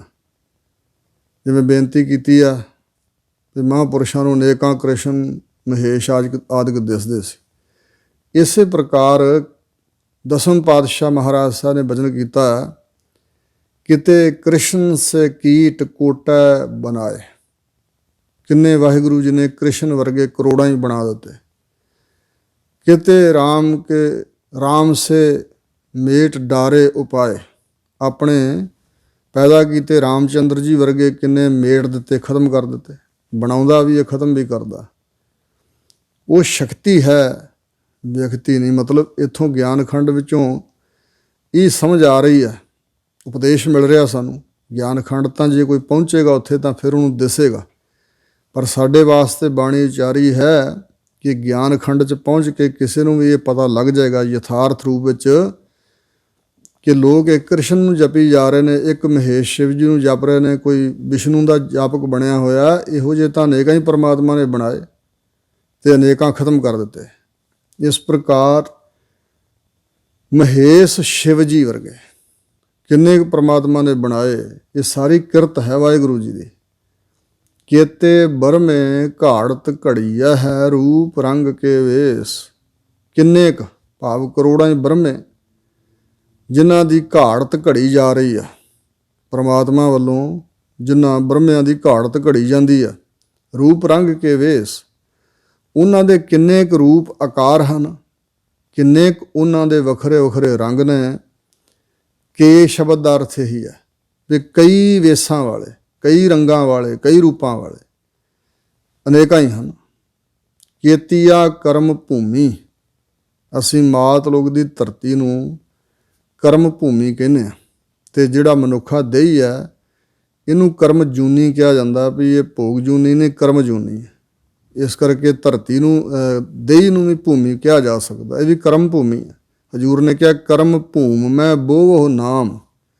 ਇਹ ਜਿਹੜੀ ਦੇਹੀ ਕਰਮ ਭੂਮੀ, ਇਹਦੇ 'ਚ ਨਾਮ ਦਾ ਬੀਜ ਬੀਜੋ। ਕਿੰਨੀਆਂ ਕੁ ਕਰਮ ਭੂਮੀਆਂ ਹਨ। ਸਾਨੂੰ ਤਾਂ ਇਸ ਧਰਤੀ ਦਾ, ਮਾਤ ਲੋਕ ਦੀ ਧਰਤੀ ਦਾ ਹੀ ਪਤਾ, ਜਾਂ ਆਪਣੇ ਜਿਹੜੇ ਸਰੀਰ ਤੁਰੇ ਫਿਰਦੇ ਨੇ ਮਨੁੱਖਾ ਦੇਹੀ, ਇਹੀ ਪਤਾ। ਹਜ਼ੂਰ ਕਹਿੰਦੇ ਨੇ ਕਿੰਨੀਆਂ ਕਰੋੜਾਂ ਕਰਮ ਭੂਮੀਆਂ ਹਨ। ਮੇਰ ਕੀਤੇ ਉਹਨਾਂ ਕਰਮ ਭੂਮੀਆਂ ਦੇ ਉੱਪਰ ਸਮੇਰ ਪਰਬਤ ਵਰਗੇ ਪਹਾੜ ਕਿੰਨੇ ਕੁ ਨੇ। ਕੀਤੇ ਤੂੰ ਉਪਦੇਸ਼, ਉਹ ਕਿਤਨੇ ਕਰੋੜਾਂ ਧਰੂ ਜੀ ਵਰਗੇ ਭਗਤ ਹੋਏ ਨੇ, ਅਤੇ ਕਿੰਨੇ ਧਰੂ ਜੀ ਨੂੰ ਉਪਦੇਸ਼ ਦੇਣ ਵਾਲੇ ਨਾਰਦ ਮੁਨੀ ਵਰਗੇ ਮਹਾਤਮਾ ਹੋਏ ਨੇ। ਅਥਵਾ ਧਰੂ ਜੀ ਵਰਗਿਆਂ ਦਾ ਕਿੰਨਾ ਉਪਦੇਸ਼, ਕਿੰਨੇ ਕੁ ਲੋਕਾਂ ਨੂੰ ਉਹਨਾਂ ਉਪਦੇਸ਼ ਦਿੱਤਾ। ਔਰ ਧਰੂ ਜੀ ਵਰਗੇ ਅਨੇਕਾਂ ਬਣੇ ਅਤੇ ਵੱਖਰੇ ਵੱਖਰੇ ਕਿੰਨੇ ਕੁ ਉਹਨਾਂ ਉਪਦੇਸ਼ ਦਿੱਤੇ ਸਮਿਆਂ ਸਮਿਆਂ 'ਤੇ। ਕੇਤੇ ਇੰਦ ਚੰਦ ਸੂਰ ਕੇਤੇ ਮੰਡਲ ਦੇਸ। ਔਰ ਜਦੋਂ ਉਹਨਾਂ ਦੀ ਦਿਵ ਦ੍ਰਿਸ਼ਟੀ ਖੁੱਲ੍ਹਦੀ ਹੈ ਗਿਆਨ ਖੰਡੀਆਂ ਦੀ, ਤਾਂ ਹਜ਼ੂਰ ਕਹਿੰਦੇ ਪਤਾ ਲੱਗਦਾ ਵੀ ਸੁਰਗ ਦਾ ਦੇਵਤਾ ਇੰਦਰ ਜੋ ਮੰਨ ਕੇ ਉਹਦੀ ਉਪਾਸਨਾ ਕਰਦੇ ਨੇ, ਇੱਕ ਨਹੀਂ ਹੈ। ਫਿਰ ਕਿਹਦੀ ਉਪਾਸਨਾ ਕਰੀਏ। ਅਨੇਕਾਂ ਇੰਦਰ ਪਰਮਾਤਮਾ ਨੇ ਹੁਣ ਤੱਕ ਰਚਦੇ ਨੇ। ਕਿੰਨੇ ਕੁ ਚੰਦਰਮਾ ਰਚੇ ਹੋਏ ਨੇ, ਲੋਕ ਚੰਦਰਮਾ ਦੀ ਵੀ ਉਪਾਸਨਾ ਕਰਦੇ ਨੇ। ਸੂਰਜ ਕਿੰਨੇ ਕੁ ਹਨ, ਕੋਈ ਗਿਣਤੀ ਮਿਣਤੀ ਨਹੀਂ। ਕੇਤੇ ਮੰਡਲ ਦੇਸ, ਕਿੰਨੇ ਕੁ ਮੰਡਲ, ਜਿਵੇਂ ਤਾਰਾ ਮੰਡਲ ਦਿਸਦਾ, ਇਸ ਤਰ੍ਹਾਂ ਮੰਡਲ ਦਾ ਅਰਥ ਹੁੰਦਾ ਗੋਲਾਕਾਰ ਧਰਤੀ ਦਾ ਕੋਈ ਹਿੱਸਾ, ਜਾਂ ਇਸੇ ਪ੍ਰਕਾਰ ਜਿਵੇਂ ਇੱਕ ਵੱਖਰਾ ਦੇਸ਼, ਇੱਕ ਵੱਖਰਾ ਦੇਸ਼, ਇਹ ਮੰਡਲ ਮਿਥਲੇ ਗਏ ਵੀ ਇਹ ਵੱਖਰਾ ਦੇਸ਼ ਹੈ, ਇਹ ਵੱਖਰਾ ਦੇਸ਼। ਗੋਲਾਕਾਰ ਮੰਡਲ ਧਰਤੀ ਦੇਸ਼ਾਂ ਦੇ ਹਿੱਸੇ ਕਿੰਨੇ ਕੁ ਨੇ, ਦੇਸ਼ ਕਿੰਨੇ ਕੁ ਨੇ, ਕੋਈ ਗਿਣਤੀ ਮਿਣਤੀ ਨਹੀਂ। ਕੇਤੇ ਸਿੱਧ ਬੁੱਧ ਨਾਥ ਕੇਤੇ, ਕੇਤੇ ਦੇਵੀ ਵੇਸ। ਹਜ਼ੂਰ ਕਹਿੰਦੇ ਨੇ ਕਿੰਨੇ ਕੁ ਸਿੱਧ ਪੁਰਖ ਨੇ। ਗੋਰਖਨਾਥ ਦੇ ਮੱਤ ਵਾਲਿਆਂ ਤੇ ਕੇਵਲ 84 ਸਿੱਧ ਹੀ ਮੰਨੇ ਨੇ, ਪਰ ਨਹੀਂ, ਅਸਲ ਵਿੱਚ ਸਿੱਧ ਪੁਰਖ ਹੁੰਦਾ ਹੈ ਜੋ ਕਾਮਯਾਬ ਹੋ ਚੁੱਕਾ। ਭਗਤੀ ਕਰਕੇ, ਸਾਧਨ ਕਰਕੇ ਗਿਆਨ ਦੀ ਪ੍ਰਾਪਤੀ ਜਿਸਨੇ ਕਰ ਲਈ, ਉਹ ਅਸਲ ਸਿੱਧ ਹੈ। ਉਹਨਾਂ ਨੇ ਆਪਣੀ ਕਾਮਯਾਬੀ ਰਿੱਧੀਆਂ ਸਿੱਧੀਆਂ ਤੱਕ ਹੀ ਸਮਝ ਲਈ ਹੈ। ਪਰ ਹਜ਼ੂਰ ਕਹਿੰਦੇ ਨੇ ਕਿੰਨੇ ਕੁ ਸਿੱਧ ਪੁਰਖ ਨੇ। ਬੁੱਧ, ਮਹਾਤਮਾ ਬੁੱਧ ਜੀ ਵਰਗੇ ਕਿੰਨੇ ਨੇ, ਬੁੱਧ ਅਵਤਾਰ ਵਰਗੇ ਕਿੰਨੇ ਕੁ ਨੇ, ਬੁੱਧ ਨਛੱਤਰ ਆਦਿਕ ਕਿੰਨੇ ਕੁ ਹਨ। ਨਾਥ ਕੇਤੇ, ਯੋਗੀਆਂ ਨੇ 9 ਨਾਥ ਮੰਨੇ ਨੇ, ਪਰ ਸਤਿਗੁਰੂ ਕਹਿੰਦੇ ਇਹ ਪਤਾ ਲੱਗਦਾ ਗਿਆਨ ਖੰਡੀ ਮਹਾਤਮਾ ਨੂੰ ਵੀ ਕਿੰਨੇ ਕੁ ਨਾਥ ਹਨ। ਕੇਤੇ ਦੇਵੀ ਵੇਸ, ਕਿੰਨੀਆਂ ਕੁ ਦੇਵੀਆਂ ਪਰਮੇਸ਼ਰ ਨੇ ਰਚ ਦਿੱਤੀਆਂ, ਤੇ ਕਿੰਨੇ ਕੁ ਉਹਨਾਂ ਦੇ ਵੇਸ ਲਿਬਾਸ ਸਰੂਪ ਹਨ ਦੇਵੀਆਂ ਦੇ। ਕੇਤੇ ਦੇਵ ਦਾਨਵ ਮੁਨ ਕੇਤੇ, ਕੇਤੇ ਰਤਨ ਸਮੁੰਦ। ਕਿੰਨੇ ਕੁ ਦੇਵ ਬਿਰਤੀ ਵਾਲੇ ਲੋਕ ਨੇ ਅਨੇਕਾਂ ਪੁਰੀਆਂ ਖੰਡਾਂ 'ਚ, ਕਿੰਨੇ ਕੁ ਦੇਵ ਹਨ, ਕਿੰਨੇ ਕੁ ਦਾਨਵ ਰਾਖਸ਼ ਬਿਰਤੀ ਵਾਲੇ ਲੋਕ ਨੇ। ਔਰ ਮੁਨੀ, ਮੰਨਣਸ਼ੀਲ ਮਹਾਤਮਾ ਜਾਂ ਮੁਨੀ, ਘਰਾਂ 'ਚ ਵੀ ਰਹਿਣ ਵਾਲੇ ਤੇ ਉਜਾੜਾਂ 'ਚ ਵੀ ਰਹਿਣ ਵਾਲੇ। ਕੇਤੇ ਰਤਨ ਸਮੁੰਦ, ਕਿੰਨੇ ਕੁ ਰਤਨ ਪਰਮਾਤਮਾ ਨੇ ਪੈਦਾ ਕਰ ਦਿੱਤੇ ਨੇ। ਇੱਕ ਤਾਂ ਸਮੁੰਦਰਾਂ ਤੇ ਖਾਣਾਂ 'ਚੋਂ ਰਤਨ ਨਿਕਲਦੇ ਨੇ। ਇੱਕ ਰਤਨ ਦੀ ਨਿਆਈ ਗੁਰਮੁਖ ਪਿਆਰੇ ਹੁੰਦੇ ਨੇ, ਬੰਦਗੀ ਵਾਲੇ ਮਹਾਂਪੁਰਸ਼, ਉਹ ਰਤਨ ਹਨ। ਮਾਨੋ ਸਮੁੰਦਰ ਅਕਾਲ ਪੁਰਖ ਹੈ, ਤੇ ਜਿਵੇਂ ਸਮੁੰਦਰ 'ਚੋਂ ਰਤਨ ਨਿਕਲਦੇ ਨੇ, ਇਸੇ ਤਰ੍ਹਾਂ ਉਹਦੇ ਸੰਤ ਭਗਤ ਰਤਨਾਂ ਦੀ ਨਿਆਈ ਨੇ। ਰਤਨ ਗਿਆਨ ਨੂੰ, ਵਿਰਾਗ ਨੂੰ ਵੀ ਕਿਹਾ ਜਾਂਦਾ ਹੈ। ਜਿਵੇਂ ਮੱਤ ਵਿੱਚ ਰਤਨ ਜਵਾਹਰ ਮਾਣਕ, ਜੇ ਇੱਕ ਗੁਰ ਕੀ ਸਿੱਖ ਸੁਣੀ। ਰਤਨ ਦਾ ਅਰਥ ਇਹ ਕੀਤਾ ਵਿਦਵਾਨਾਂ ਨੇ, ਰਤ ਨਾ, ਜਿਸ ਦੀ ਪ੍ਰਾਪਤੀ ਕਰਕੇ ਹੋਰ ਕਿਸੇ ਵਸਤੂ ਨਾਲ ਰਤ ਨਾ ਰਹੇ। ਰਤ ਮੈਨੇ ਪ੍ਰੀਤ, ਪ੍ਰੀਤ ਨਾ ਰਹੇ। ਅਸਲ ਰਤਨ ਉਹ ਹੁੰਦਾ, ਰਤਨ ਗੁਰੂ ਕਾ ਸ਼ਬਦ ਹੈ। ਗੁਰ ਕਾ ਸ਼ਬਦ ਰਤਨ ਹੈ, ਹੀਰੇ ਜਿਤ ਜੜਾਓ। ਸੋ ਇਸ ਪ੍ਰਕਾਰ ਉਹ ਸਮਝ ਆਉਂਦੀ ਹੈ ਕਿ ਕਿਹੜੇ ਕਿਹੜੇ ਗੁਣ ਰਤਨ ਵਰਗੇ ਨੇ। ਔਰ ਸਮੁੰਦਰ ਅਸਲ ਵਿੱਚ ਕਿਆ ਹੈ, ਕਿੰਨੀ ਪ੍ਰਕਾਰ ਦਾ ਸਮੁੰਦਰ ਹੈ। ਜਿਵੇਂ 7 ਸਮੁੰਦਰਾਂ ਦਾ ਜ਼ਿਕਰ ਆਉਂਦਾ, ਕੋਈ ਸ਼ੀਰ ਸਮੁੰਦਰ ਹੈ, ਕੋਈ ਦੁੱਧ ਦਾ ਹੈ, ਕੋਈ ਘਿਓ ਦਾ ਸਮੁੰਦਰ, ਇਤਿਆਦਿ ਗ੍ਰੰਥਾਂ 'ਚ ਇਹ ਨਾਮ ਆਉਂਦੇ ਨੇ। ਕਿੰਨੇ ਕੁ ਸਮੁੰਦਰ ਹਨ, ਕਿੰਨੇ ਕੁ ਸਮੁੰਦਰਾਂ 'ਚੋਂ ਨਿਕਲਣ ਵਾਲੇ ਰਤਨ ਹਨ। ਕੇਤੀਆ ਖਾਣੀ, ਕੇਤੀਆ ਬਾਣੀ। ਆਮ ਤੌਰ 'ਤੇ 4 ਖਾਣੀਆਂ ਦੇ ਜੀਵ ਕਥਨ ਕੀਤੇ ਜਾਂਦੇ ਨੇ ਗ੍ਰੰਥਾਂ 'ਚ, ਜਾਂ ਵੈਸੇ ਵੀ ਦੁਨੀਆ ਦੇ ਸਾਹਮਣੇ ਪ੍ਰਗਟ ਹੀ ਆ। 4 ਖਾਣੀਆਂ ਅੰਡਜ, ਅੰਡੇ ਤੋਂ ਪੈਦਾ ਹੋਣ ਵਾਲੇ ਸੱਪ ਤੇ ਪਰਿੰਦੇ ਪੰਛੀ ਉੱਡਣ ਵਾਲੇ ਆਦਿਕ, ਤੇ ਇਸੇ ਤਰ੍ਹਾਂ ਜੇਰ ਜਿਉਰ ਤੋਂ ਪੈਦਾ ਹੋਣ ਵਾਲੇ ਮਨੁੱਖ ਤੇ ਪਸ਼ੂ ਜਾਨਵਰ। ਸੇਤਜ, ਪਸੀਨੇ ਤੋਂ ਮੁੜਕੇ ਤੋਂ ਮੈਲ ਤੋਂ ਪੈਦਾ ਹੋਣ ਵਾਲੇ ਜੂਆਂ ਚਮਜੂਆਂ ਚਿੱਚੜ ਆਦਿਕ। ਔਰ ਇਸੇ ਤਰ੍ਹਾਂ ਉਤਪਜ, ਧਰਤੀ ਵਿੱਚੋਂ ਉੱਪਰ ਨੂੰ ਪੈਦਾ ਹੋਣ ਵਾਲੇ, ਜਿਵੇਂ ਧਰਤੀ ਦਾ ਸੀਨਾ ਪਾੜ ਕੇ ਉੱਗਦੇ ਹਨ ਬਿਰਸ਼ ਬੂਟੇ, ਅਨੇਕਾਂ ਤਰ੍ਹਾਂ ਦੇ ਘਾਹ, ਕਈ ਕੁਛ। ਇਹ ਉਤਪਜ ਖਾਣੀ ਦੇ ਜੀਵ ਨੇ, 4 ਖਾਣੀਆਂ। ਪਰ ਹਜ਼ੂਰ ਕਹਿੰਦੇ ਨਹੀਂ, ਇਹ ਗਿਆਨ ਖੰਡ ਵਿੱਚ ਪਹੁੰਚ ਕੇ ਪਤਾ ਲੱਗਦਾ ਕਿੰਨੀਆਂ ਕੁ ਖਾਣੀਆਂ ਹਨ, ਕਿੰਨੇ ਕੁ ਉਹਨਾਂ ਖਾਣੀਆਂ ਦੇ ਜੀਵ ਜੰਤ ਨੇ। ਕੇਤੀਆ ਬਾਣੀ, ਬਾਣੀ ਆਮ ਤੌਰ 'ਤੇ 4 ਪ੍ਰਕਾਰ ਦੀ ਮੰਨੀ। ਬਾਣੀ ਬਚਨਾਂ ਦਾ ਨਾਮ ਹੈ। ਬੈਖਰੀ ਬਾਣੀ, ਜੋ ਅਸੀਂ ਜ਼ਬਾਨ ਤੋਂ ਬੋਲਦੇ ਹਾਂ ਤੇ ਆਵਾਜ਼ ਦੂਜੇ ਨੂੰ ਸੁਣਦੀ ਹੈ। ਮੱਧਮਾ ਬਾਣੀ, ਗਲੇ ਦੇ ਅੰਦਰ। ਪਸੰਤੀ ਬਾਣੀ, ਦਿਲ ਵਿੱਚ ਯਾਦ ਵਸਣੀ। ਤੇ ਪਰਾ ਬਾਣੀ, ਹਵਾ ਜਿਸ ਵੇਲੇ ਨਾਭੀ ਨਾਲ ਟਕਰਾਉਂਦੀ ਹੈ ਤੇ ਉੱਥੋਂ ਆਵਾਜ਼ ਧੁਨੀ ਪੈਦਾ ਹੁੰਦੀ ਹੈ, ਉਹਨੂੰ ਪਰਾ ਬਾਣੀ ਕਿਹਾ ਜਾਂਦਾ। ਫਿਰ ਰੋਮ ਰੋਮ ਜਾਪ ਹੋਣਾ, ਉਹ ਤਾਂ ਕਿਸੇ ਨੂੰ ਸੁਣਦਾ ਨਹੀਂ, ਪਤਾ ਨਹੀਂ ਲੱਗਦਾ। ਇਤਿਆਦਿਕ ਕਿੰਨੇ ਪ੍ਰਕਾਰ ਦੀਆਂ ਬਾਣੀਆਂ ਹਨ, ਇਹ ਗਿਆਨ ਖੰਡ 'ਚ ਪਤਾ ਲੱਗਦਾ। ਕੇਤੇ ਪਾਤ ਨਰਿੰਦ, ਪਾਤ ਨਾਮ ਤਖਤ ਦਾ ਹੈ। ਨਰਿੰਦ ਨਰਾਂ ਦਾ ਰਾਜਾ, ਮਤਲਬ ਮਨੁੱਖ ਜਾਤੀ ਦੇ ਪਾਤਸ਼ਾਹ। ਮਾਤ ਲੋਕ ਦੇ ਤਖਤਾਂ ਦੇ ਵਾਰਸ, ਪਾਤਸ਼ਾਹ, ਬਾਦਸ਼ਾਹ, ਰਾਜੇ, ਮਹਾਰਾਜੇ ਆਦਿਕ ਕਿੰਨੇ ਕੁ ਹਨ। ਭਾਵ ਅਨੇਕਾਂ ਹੀ ਧਰਤੀਆਂ ਰੱਬ ਨੇ ਸਾਜੀਆਂ, ਅਨੇਕਾਂ ਰਾਜੇ ਮਹਾਰਾਜੇ ਪਾਤਸ਼ਾਹ ਸਾਜੇ ਹੋਣਗੇ। ਔਰ ਅਸਲ ਵਿੱਚ ਨਰਾਂ ਵਿੱਚੋਂ ਨਰ ਇੰਦ ਸ਼੍ਰੋਮਣੀ ਨਰ ਕੌਣ ਨੇ? ਸੋ ਇਸ ਪ੍ਰਕਾਰ ਅਸਲ ਪਾਤਸ਼ਾਹ ਕੌਣ ਨੇ? ਕਿੰਨੇ ਕੁ ਹਨ? ਮਹਾਤਮਾ ਰੂਪ ਪਾਤਸ਼ਾਹ ਬ੍ਰਹਮ ਗਿਆਨੀ, ਉਹ ਕਿੰਨੇ ਕੁ ਨੇ? ਇਹ ਉੱਥੇ ਜਾ ਕੇ ਪਤਾ ਲੱਗਦਾ ਗਿਆਨ ਖੰਡ ਵਿੱਚ। ਕੀਤੀ ਆ ਸੁਰਤੀ ਸੇਵਕ ਕੀਤੇ ਨਾਨਕ ਅੰਤ ਨਾ ਅੰਤ। ਔਰ ਕਿੰਨੀਆਂ ਕੁ ਸੁਰਤੀਆਂ ਹਨ? ਆਮ ਤੌਰ 'ਤੇ ਸੁਰਤੀ ਵੇਦਾਂ ਦੀਆਂ ਸੁਰਤੀਆਂ ਨੂੰ ਵੀ ਕਿਹਾ ਲਿਆ ਜਾਂਦਾ, ਪਰ ਇੱਥੇ ਸੁਰਤੀ ਜਿਹੜੀ ਸਾਡੀ ਸੁਰਤ ਹੈ, ਜਿਹੜੇ ਸਾਡੇ ਅੰਦਰ ਦਾ ਧਿਆਨ ਹੈ, ਉਹ ਸੁਰਤੀਆਂ ਨੂੰ ਲਾਉਣ ਵਾਲੇ ਕਿੰਨੇ ਕੁ ਹਨ ਅਤੇ ਕਿੰਨੇ ਪ੍ਰਕਾਰ ਦੀ ਸੁਰਤੀ ਹੈ? ਸੇਵਕ ਕਿੰਨੇ ਹਨ ਵਾਹਿਗੁਰੂ ਜੀ ਦੇ? ਭਗਤ ਜਨ ਕਿੰਨੇ ਕੁ ਨੇ ਜੋ ਪ੍ਰਮਾਤਮਾ ਦੀ ਬੰਦਗੀ 'ਚ ਲੱਗੇ ਹੋਏ ਨੇ? ਨਾਨਕ ਅੰਤ ਨਾ ਅੰਤ, ਕੋਈ ਅੰਤ ਨਹੀਂ ਹੈ, ਕੋਈ ਅੰਤ ਨਹੀਂ ਹੈ। ਇਉਂ ਸਤਿਗੁਰੂ ਜੀ ਕਹਿੰਦੇ ਨੇ ਉੱਥੇ ਗਿਆਨ ਖੰਡ ਵਿੱਚ ਪਹੁੰਚ ਕੇ ਪਰਮਾਤਮਾ ਦੀ ਬੇਅੰਤਤਾ ਦਾ ਗਿਆਨ ਪ੍ਰਾਪਤ ਹੁੰਦਾ ਹੈ। ਹੁਣ ਅੱਗੇ ਸਤਿਗੁਰੂ ਮਹਾਰਾਜ ਸਰਮ ਖੰਡ ਦਾ ਆਰੰਭ ਕਰ ਰਹੇ ਨੇ, ਦੱਸ ਰਹੇ ਨੇ ਕਿ ਸਰਮ ਖੰਡ ਵਿੱਚ ਕਿਆ ਹੈ। ਗਿਆਨ ਖੰਡ ਮੈਂ ਹੈ ਗਿਆਨ ਪ੍ਰਚੰਡ। ਇਹ 35ਵੀਂ ਪੌੜੀ ਅੰਦਰ ਜੋ ਹਜ਼ੂਰ ਕਹਿੰਦੇ ਗਿਆਨ ਖੰਡ ਅਸੀਂ ਕਥਨ ਕੀਤਾ, ਇਸ ਗਿਆਨ ਖੰਡ ਦੇ ਵਿੱਚ ਜਿਹੜਾ ਗਿਆਨ ਹੈ ਬੜਾ ਪ੍ਰਚੰਡ, ਤਿੱਖਾ, ਬੜਾ ਪ੍ਰਭਾਵਸ਼ਾਲੀ, ਬਹੁਤ ਤੇਜ਼ ਗਿਆਨ ਹੁੰਦਾ। ਉੱਥੇ ਗਿਆਨ ਦੀ ਰੌਸ਼ਨੀ ਬਹੁਤ ਜ਼ਿਆਦਾ ਹੁੰਦੀ ਹੈ। ਤਿੱਥੈ ਨਾਦ ਵਿਨੋਦ ਕੋਡ ਆਨੰਦ, ਉੱਥੇ ਅਨੇਕਾਂ ਤਰ੍ਹਾਂ ਦੇ ਬਾਜੇ ਸਾਜ਼ ਵੱਜ ਰਹੇ ਨੇ। ਵਿਨੋਦ ਤਮਾਸ਼ੇ, ਕਰੋੜਾਂ ਤਮਾਸ਼ਿਆਂ ਅਤੇ ਨਾਦ ਸ਼ਾਦੀਆਨਾ ਵਾਜਿਆਂ ਦਾ, ਸਾਜ਼ਾਂ ਦਾ, ਰਾਗ ਨਾਦ ਦਾ ਜਿਹੜਾ ਆਨੰਦ ਹੈ ਉਸ ਅਵਸਥਾ 'ਚ ਹੁੰਦਾ ਹੈ। ਭਾਵ ਲੋਕ ਰਾਗ ਸਾਜ਼ ਵਿੱਚੋਂ ਅਤੇ ਤਮਾਸ਼ਿਆਂ ਵਿੱਚੋਂ ਆਨੰਦ ਭਾਲਦੇ ਨੇ। ਇਹ ਤਾਂ ਕੁਛ ਵੀ ਨਹੀਂ ਹਜ਼ੂਰ ਕਹਿੰਦੇ। ਉੱਥੇ ਮੰਨੋ ਕਿ ਕਰੋੜਾਂ ਨਾਦਾਂ ਦਾ, ਕਰੋੜਾਂ ਵਿਨੋਦ ਕੌਤਕਾਂ ਦਾ, ਤਮਾਸ਼ਿਆਂ ਦਾ ਆਨੰਦ ਉਸ ਗਿਆਨ ਖੰਡ ਵਿੱਚ ਹੁੰਦਾ। ਹੁਣ ਅੱਗੇ ਸਤਿਗੁਰੂ ਮਹਾਰਾਜ ਸਰਮ ਖੰਡ ਬਿਆਨ ਕਰ ਰਹੇ ਨੇ। ਸਰਮ ਖੰਡ ਕੀ ਬਾਣੀ ਰੂਪ। ਥੋੜ੍ਹਾ ਜਿਹਾ ਬੇਨਤੀ ਕਰਦੇ ਹਾਂ ਆਨੰਦ ਬਾਰੇ। ਸਤਿਗੁਰੂ ਅਮਰਦਾਸ ਮਹਾਰਾਜ ਜੀ ਨੇ ਆਨੰਦ ਸਾਹਿਬ ਬਾਣੀ 'ਚ ਕਿਹਾ ਹੈ, ਆਨੰਦ ਆਨੰਦ ਸਭ ਕੋ ਕਹੈ, ਆਨੰਦ ਗੁਰੂ ਤੇ ਜਾਣਿਆ। ਜਾਣਿਆ ਆਨੰਦ ਸਦਾ ਗੁਰ ਤੇ, ਕਿਰਪਾ ਕਰੇ ਪਿਆਰਿਆ। ਕਰ ਕਿਰਪਾ ਕਿਲ ਵਿਖ ਕੱਟੇ, ਗਿਆਨ ਅੰਜਨ ਸਾਰਿਆ। ਅੰਦਰੋਂ ਜਿਨ ਕਾ ਮੋਹ ਟੁੱਟਾ, ਤਿਨ ਕਾ ਸ਼ਬਦ ਸੱਚੈ ਸਵਾਰਿਆ। ਕਹਿ ਨਾਨਕ ਇਹੋ ਆਨੰਦ ਹੈ, ਆਨੰਦ ਗੁਰ ਤੇ ਜਾਣਿਆ। ਜੋ ਆਨੰਦ ਦੀ ਵਿਆਖਿਆ ਕੀਤੀ ਹੈ ਵਿਦਵਾਨ ਜਨਾਂ ਨੇ ਕਿ ਵਿਖਿਆ ਆਨੰਦ ਸੰਸਾਰ ਹੈ, ਭਜਨਾਨੰਦ ਹਰਦਾਸ। ਬ੍ਰਹਮਾਨੰਦ ਜੀਵਨ ਮੁਕਤ ਭਈ, ਬਾਸਨਾ ਨਾਸ। ਸੰਸਾਰੀ ਆਪਣੀ ਅਵਸਥਾ ਦੇ ਅਨੁਸਾਰ ਉਹਨਾਂ ਵਾਸਤੇ ਜੋ ਵਿਸ਼ਿਆਂ ਦਾ ਰਸ ਹੈ ਉਹਨੂੰ ਉਹਨਾਂ ਆਨੰਦ ਕਲਪ ਲਿਆ। ਕਿਉਂਕਿ ਕਿਸੇ ਵੀ ਚੀਜ਼ ਦੀ ਪਰਿਭਾਸ਼ਾ ਆਪਣੀ ਅਵਸਥਾ ਦੇ ਅਨੁਸਾਰ ਬਣਾਈ ਜਾਂਦੀ ਹੈ। ਮਨੁੱਖ ਕਿਉਂਕਿ ਉਸ ਆਨੰਦ ਦੀ ਪ੍ਰਾਪਤੀ ਵਾਲਾ ਨਹੀਂ, ਇਹਨੇ ਉਹ ਆਨੰਦ ਵੇਖਿਆ ਹੀ ਨਹੀਂ ਜਿਹੜਾ ਅਸਲੀ ਆਨੰਦ ਹੁੰਦਾ।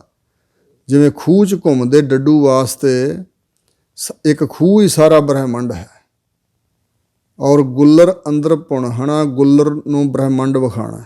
ਇੱਕ ਗੁੱਲਰ ਹੁੰਦਾ ਫਲ, ਉਹਦੇ ਵਿੱਚ ਜਿਹੜਾ ਛੋਟਾ ਜਿਹਾ ਕੀੜਾ, ਉਹਦੇ ਵਾਸਤੇ ਉਹ ਗੁੱਲਰ ਦਾ ਫਲ ਜਿਹੜਾ ਉਹ ਹੀ ਬ੍ਰਹਿਮੰਡ ਹੈ। ਸੋ ਇਸ ਪ੍ਰਕਾਰ ਜਿਹੜਾ ਮੇਂਢਕ ਡੱਡੂ ਉਹਦੇ ਵਾਸਤੇ ਖੂਹ ਹੀ ਬ੍ਰਹਿਮੰਡ ਹੈ, ਸਮੁੰਦਰ ਹੈ। ਇਸ ਪ੍ਰਕਾਰ ਜਿਹੜੇ ਅਸੀਂ ਸੰਸਾਰੀ ਜੀਵ ਹਾਂ, ਅਸੀਂ ਮਨ ਵਿੱਚ ਕਲਪਨਾ ਕੀਤੀ ਹੈ ਖਾਣ ਪੀਣ ਵਾਲੇ ਜਿਹੜੇ ਪਦਾਰਥ ਨੇ ਜ਼ਬਾਨ ਦੇ ਨਾਲ ਛੂੰਹਦੇ ਹਨ ਤਾਂ ਸਾਡੇ ਮਨ ਵਿੱਚ ਇੱਕ ਰਸ ਪੈਦਾ ਹੁੰਦਾ। ਜ਼ਬਾਨ ਨੂੰ ਛੂਹਣ ਕਰਕੇ ਸਾਨੂੰ ਪਤਾ ਲੱਗਦਾ ਮਿੱਠਾ, ਕੌੜਾ, ਕਸੈਲਾ, ਚਟਪਟਾ, ਖੱਟਾ ਹੈ, ਸਲੂਣਾ ਹੈ, ਇਹ ਕਿਸ ਤਰ੍ਹਾਂ ਦਾ। ਅਤੇ ਅਸੀਂ 6 ਪ੍ਰਕਾਰ ਦੇ ਜਿਹੜੇ ਰਸ ਪ੍ਰਮਾਤਮਾ ਨੇ ਪਦਾਰਥਾਂ 'ਚ ਪਾਏ ਹੋਏ ਨੇ, ਅਸੀਂ ਇਹ ਭੋਗਣ ਵਿੱਚ ਮਸਤ ਹਾਂ। ਇਹਦੋਂ ਅੱਗੇ ਬਿਰਤੀ ਜਾਂਦੀ ਨਹੀਂ। ਇਹਦੇ ਵਿੱਚ ਸੰਸਾਰ ਖਾਣ ਵਿੱਚ ਖਚਤ ਹੋ ਰਿਹਾ ਅਤੇ ਇੱਕ ਵਿਕਾਰ ਭੋਗਣ ਵਿੱਚ ਸੰਸਾਰ ਖਚਤ ਹੋ ਰਿਹਾ। ਇਹਨੂੰ ਕਹਿੰਦੇ ਨੇ ਵਿਖੇ ਆਨੰਦ। ਇਹ ਇੰਝ ਹੈ ਜਿਵੇਂ ਇੱਕ ਪਾਣੀ ਦਾ ਕਟੋਰਾ ਭਰ ਕੇ ਰੱਖਿਆ ਹੁੰਦਾ, ਉਸ ਪਾਣੀ ਦੇ ਕਟੋਰੇ ਨੂੰ ਝੱਟ ਅਸੀਂ ਫੜ ਕੇ ਪੀ ਸਕਦੇ ਹਾਂ, ਆਪਣੀ ਪਿਆਸ ਬੁਝਾ ਸਕਦੇ ਹਾਂ। ਪਰ ਹੈ ਤਾਂ ਇੱਕ ਤੁੱਛ ਕਟੋਰੇ 'ਚ ਪਾਣੀ, ਉਹ ਠੋਲਾ ਵੱਜੇ ਅਤੇ ਡੁੱਲ ਜਾਂਦਾ, ਔਰ ਝੱਟ ਹੀ ਗਰਮੀ 'ਚ ਤੱਤਾ, ਸਰਦੀ 'ਚ ਠੰਡਾ ਹੋ ਜਾਂਦਾ, ਠੰਡ ਨਾਲ ਠੰਡਾ, ਗਰਮੀ ਨਾਲ ਗਰਮ। ਠੋਲਾ ਵਜੇ ਰੁੜ ਜਾਂਦਾ, ਫਿਰ ਛੇਤੀ ਮੁੱਕ ਵੀ ਜਾਏਗਾ। ਬਹੁਤਾ ਚਿਰ ਤੇ ਇੱਕ ਕਟੋਰੇ ਨਾਲ ਨਹੀਂ ਨਾ ਅਸੀਂ ਕੱਢ ਸਕਦੇ। ਇਸ ਪ੍ਰਕਾਰ ਦਾ ਕਥਨ ਕੀਤਾ ਜਿਹੜਾ ਸੰਸਾਰੀਆਂ ਨੂੰ ਆਨੰਦ ਮਹਿਸੂਸ ਹੁੰਦਾ, ਚੀਜ਼ ਬੜੀ ਸਵਾਦੀ ਲੱਗੇ ਤੇ ਕਹਿ ਦਿੰਦੇ ਬੜਾ ਆਨੰਦ ਆਇਆ, ਪਰ ਆਨੰਦ ਆਇਆ ਨਹੀਂ ਅਸਲ ਵਿੱਚ, ਕਿਉਂਕਿ ਉਹ ਜਿਸ ਵੇਲੇ ਖਾਧੀ ਗਈ ਜ਼ਬਾਨ ਤੋਂ ਗਲੇ ਤੋਂ ਅੱਗੇ ਲੰਘ ਗਈ ਤੇ ਰਸ ਉਦੋਂ ਹੀ ਖਤਮ ਹੋ ਗਿਆ ਸੀ। ਪਰ ਅਸੀਂ ਕਹਿ ਦਿੰਦੇ ਵੀ ਖਾ ਕੇ ਬੜਾ ਆਨੰਦ ਆਇਆ। ਨਹੀਂ, ਉਹ ਆਨੰਦ ਨਹੀਂ ਸੀ ਜਿਹੜਾ ਖਤਮ ਹੋ ਗਿਆ। ਦੁਬਿਧਾ ਤੋਂ ਅਨ ਰਹਿਤ ਹੋਣਾ, ਦੁਬਿਧਾ ਖਤਮ ਹੋ ਜਾਣੀ, ਜਿੱਥੇ ਭਾਵ ਜੋ ਰਸ ਆ ਗਿਆ ਫਿਰ ਖਤਮ ਨਾ ਹੋਏ, ਉਸ ਨੂੰ ਕਹਿੰਦੇ ਨੇ ਆਨੰਦ। ਤਾਂ ਹੀ ਸਤਿਗੁਰਾਂ ਨੇ ਸਾਨੂੰ ਸਿੱਖਾਂ ਨੂੰ ਕਿਹਾ ਤੁਹਾਡਾ ਜਿਹੜਾ ਵਿਆਹ ਹੈ ਇਹ ਆਨੰਦ ਕਾਰਜ, ਇਹਦਾ ਨਾਮ ਰੱਖਿਆ ਆਨੰਦ ਕਾਰਜ। ਤੁਸੀਂ ਆਪਣੇ ਜੀਵਨ ਦਾ ਲਕਸ਼ ਮਿਥਣਾ ਹੈ ਆਨੰਦ ਦੀ ਪ੍ਰਾਪਤੀ। ਸੰਸਾਰੀ ਖੁਸ਼ੀ ਭਾਲਦੇ ਨੇ, ਪਰ ਹਰ ਖੁਸ਼ੀ ਦੇ ਪਿੱਛੇ ਗਮ ਛਿਪੇ ਹੋਏ ਨੇ। ਖੁਸ਼ੀਆਂ ਸਦਾ ਨਹੀਂ ਰਹਿੰਦੀਆਂ, ਜਿਹੜੀਆਂ ਦੁਨਿਆਵੀ ਖੁਸ਼ੀਆਂ ਹਨ ਉਹ ਰਹਿੰਦੀਆਂ ਨਹੀਂ ਸਦਾ, ਔਰ ਗਮ ਵਿਆਪਦਾ ਹੈ। ਖੁਸ਼ੀ ਦੇ ਉਲਟ ਗਮ ਹੈ, ਪਰ ਆਨੰਦ ਦਾ ਖਾਤਮਾ ਕਰਨ ਵਾਲੀ ਕੋਈ ਚੀਜ਼ ਨਹੀਂ ਜੇ ਆਨੰਦ ਆ ਜਾਏ। ਵਿਖਿਆ ਆਨੰਦ ਸੰਸਾਰ ਹੈ, ਭਜਨਾ ਆਨੰਦ ਹਰਦਾਸ। ਜਿਹੜੇ ਭਜਨੀਕ ਲੋਕ ਨੇ, ਭਜਨ ਕਰਦਿਆਂ ਕਰਦਿਆਂ ਉਹਨਾਂ ਨੂੰ ਆਨੰਦ ਬਣ ਜਾਣਾ, ਤੇ ਜਦੋਂ ਤੱਕ ਭਜਨ ਕਰਨ, ਸਤਸੰਗ ਕਰਨ, ਉਦੋਂ ਤੱਕ ਆਨੰਦ ਰਹਿਣਾ। ਜੇ ਉਹ ਕੁਸੰਗਤ ਵਿੱਚ ਚਲੇ ਜਾਣ, ਭਜਨ ਕਰਨੋਂ ਹਟ ਜਾਣ, ਤੇ ਫਿਰ ਥੱਲੇ ਡਿੱਗ ਸਕਦੇ ਨੇ, ਆਨੰਦ ਨਹੀਂ ਰਹੇਗਾ। ਉਹ ਨਦੀ ਦੇ ਪ੍ਰਵਾਹ ਵਰਗਾ ਹੈ। ਨਦੀ ਵਿੱਚ ਪਿੱਛੋਂ ਪਹਾੜਾਂ ਤੋਂ ਪਾਣੀ ਆ ਰਿਹਾ ਤੇ ਨਦੀ ਵਗ ਰਹੀ ਹੈ। ਜੇ ਪਿੱਛੋਂ ਕਿਸੇ ਨੇ ਰੋਕ ਲਿਆ ਜਾਂ ਪਹਾੜਾਂ 'ਚੋਂ ਪਾਣੀ ਆਉਣੋਂ ਰੁਕ ਗਿਆ ਤੇ ਨਦੀ ਸੁੱਕ ਜਾਏਗੀ।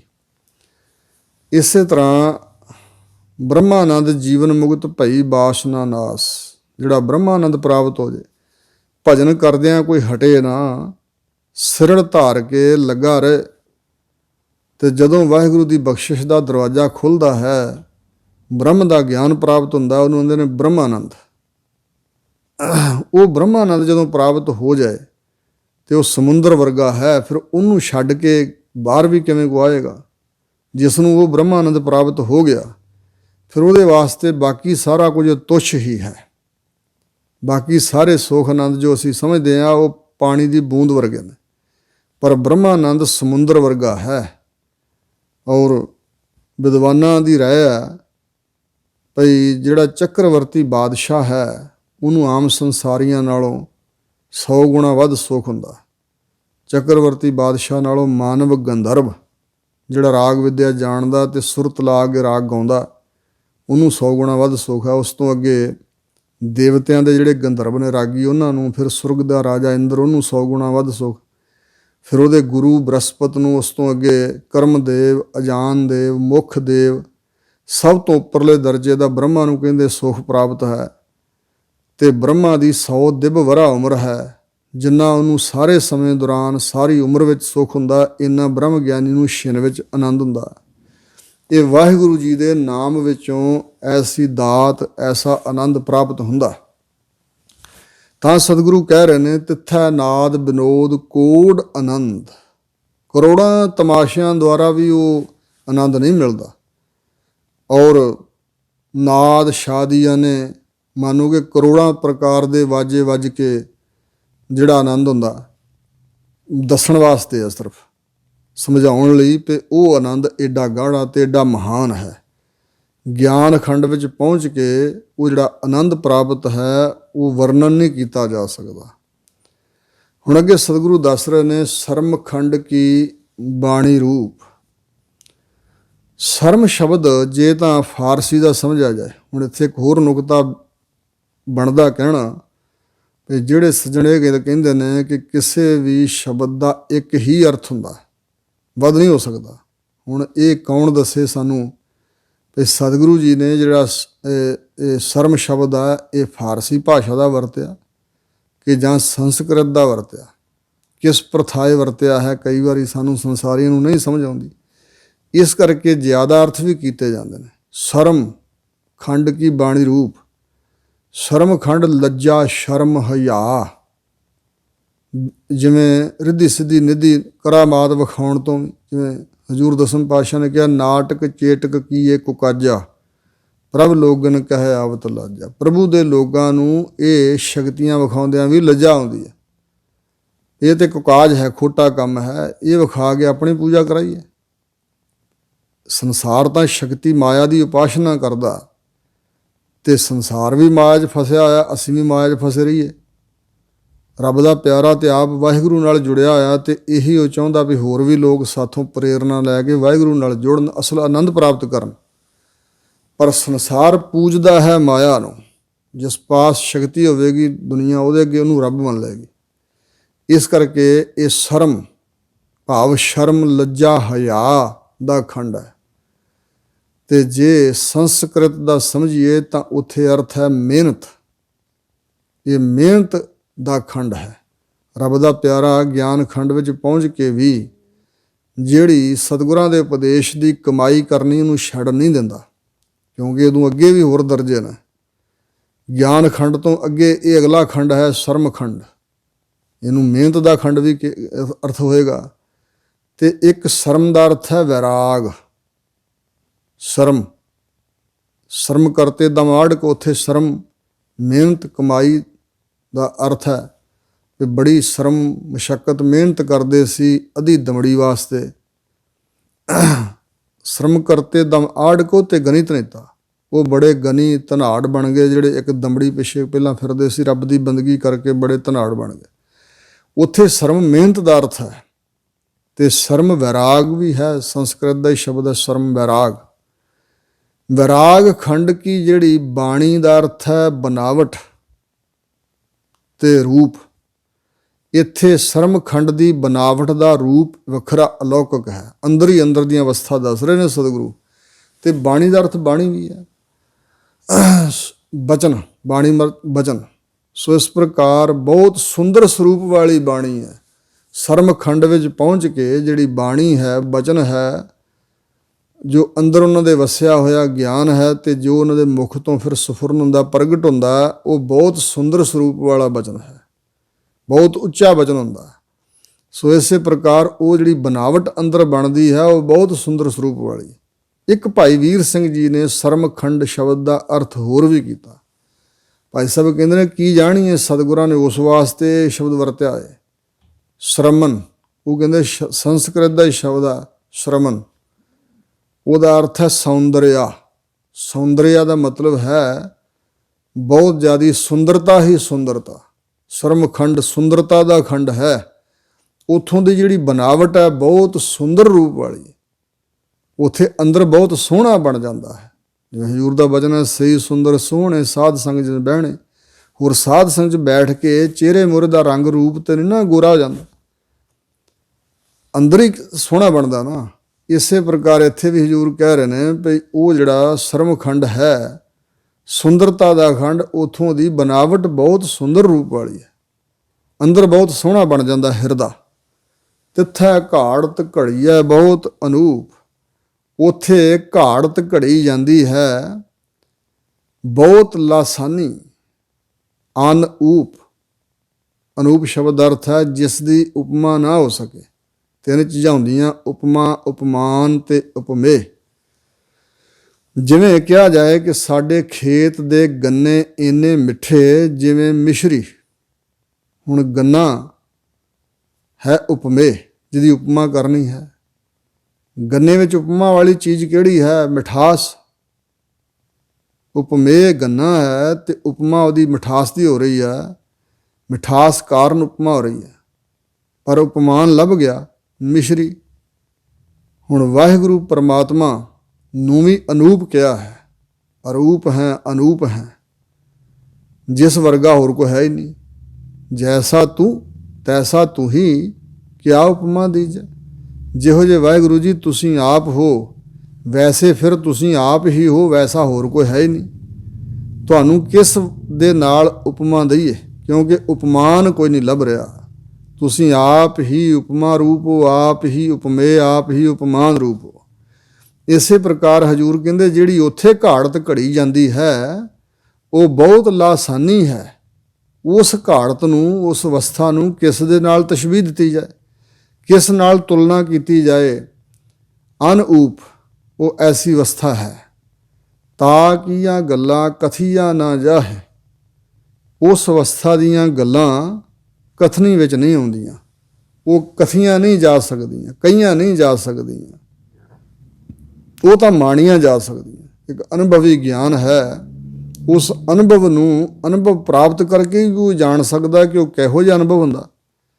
ਜਿਵੇਂ ਫੁੱਲਾਂ ਵਿੱਚ ਖੁਸ਼ਬੂ ਦਿਖਾਈ ਨਹੀਂ ਦਿੰਦੀ, ਨਾਸਕਾਂ ਨਾਲ ਸੁੰਘੀ ਜਾਂਦੀ ਹੈ, ਅਤੇ ਇਸੇ ਪ੍ਰਕਾਰ ਦੁੱਧ ਵਿੱਚ ਘਿਓ ਨਹੀਂ ਦਿਸਦਾ ਪਰ ਹੈ। ਇਸੇ ਤਰ੍ਹਾਂ ਹੀ ਜਿਹੜੀ ਉਹ ਅਵਸਥਾ ਹੈ ਉਹ ਮਾਣੀ ਹੀ ਜਾ ਸਕਦੀ ਹੈ। ਹਜ਼ੂਰ ਕਹਿੰਦੇ ਉੱਥੋਂ ਦੀਆਂ ਗੱਲਾਂ ਕਥਨੀ ਵਿੱਚ ਨਹੀਂ ਆਉਂਦੀਆਂ, ਕਹੀਆਂ ਨਹੀਂ ਜਾ ਸਕਦੀਆਂ।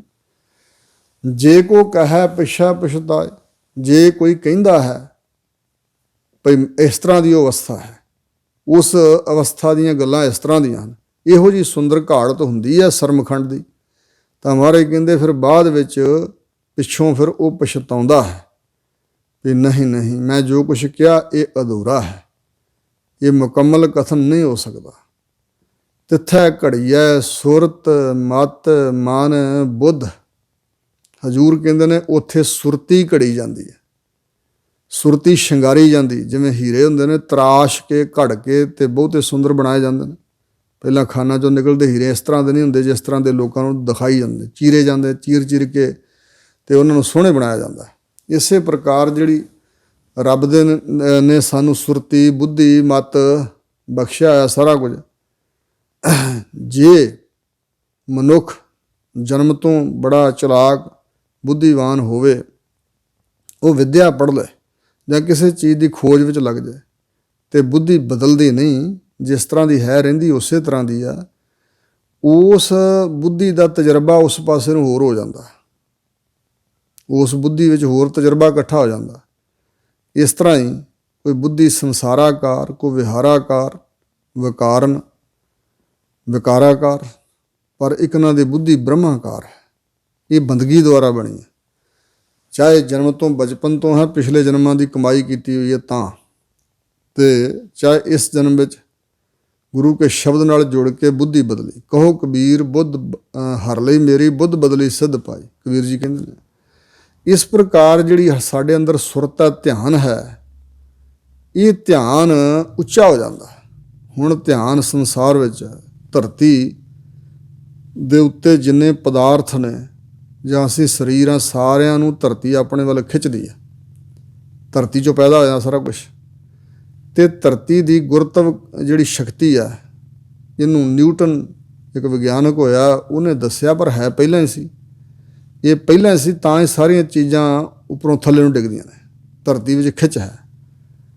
ਅਤੇ ਰੱਬ ਦਾ ਪਿਆਰਾ ਬੰਦਗੀ ਕਰਕੇ ਜਿਵੇਂ 200 ਮੀਲ ਤੋਂ ਉੱਪਰ ਜਾ ਕੇ ਕੋਈ ਚੀਜ਼ ਫਿਰ ਧਰਤੀ ਨਾਲ ਵੱਲ ਨੂੰ ਨਹੀਂ ਆਉਂਦੀ, ਧਰਤੀ ਦੀ ਖਿੱਚ ਖਤਮ ਹੋ ਜਾਂਦੀ ਹੈ।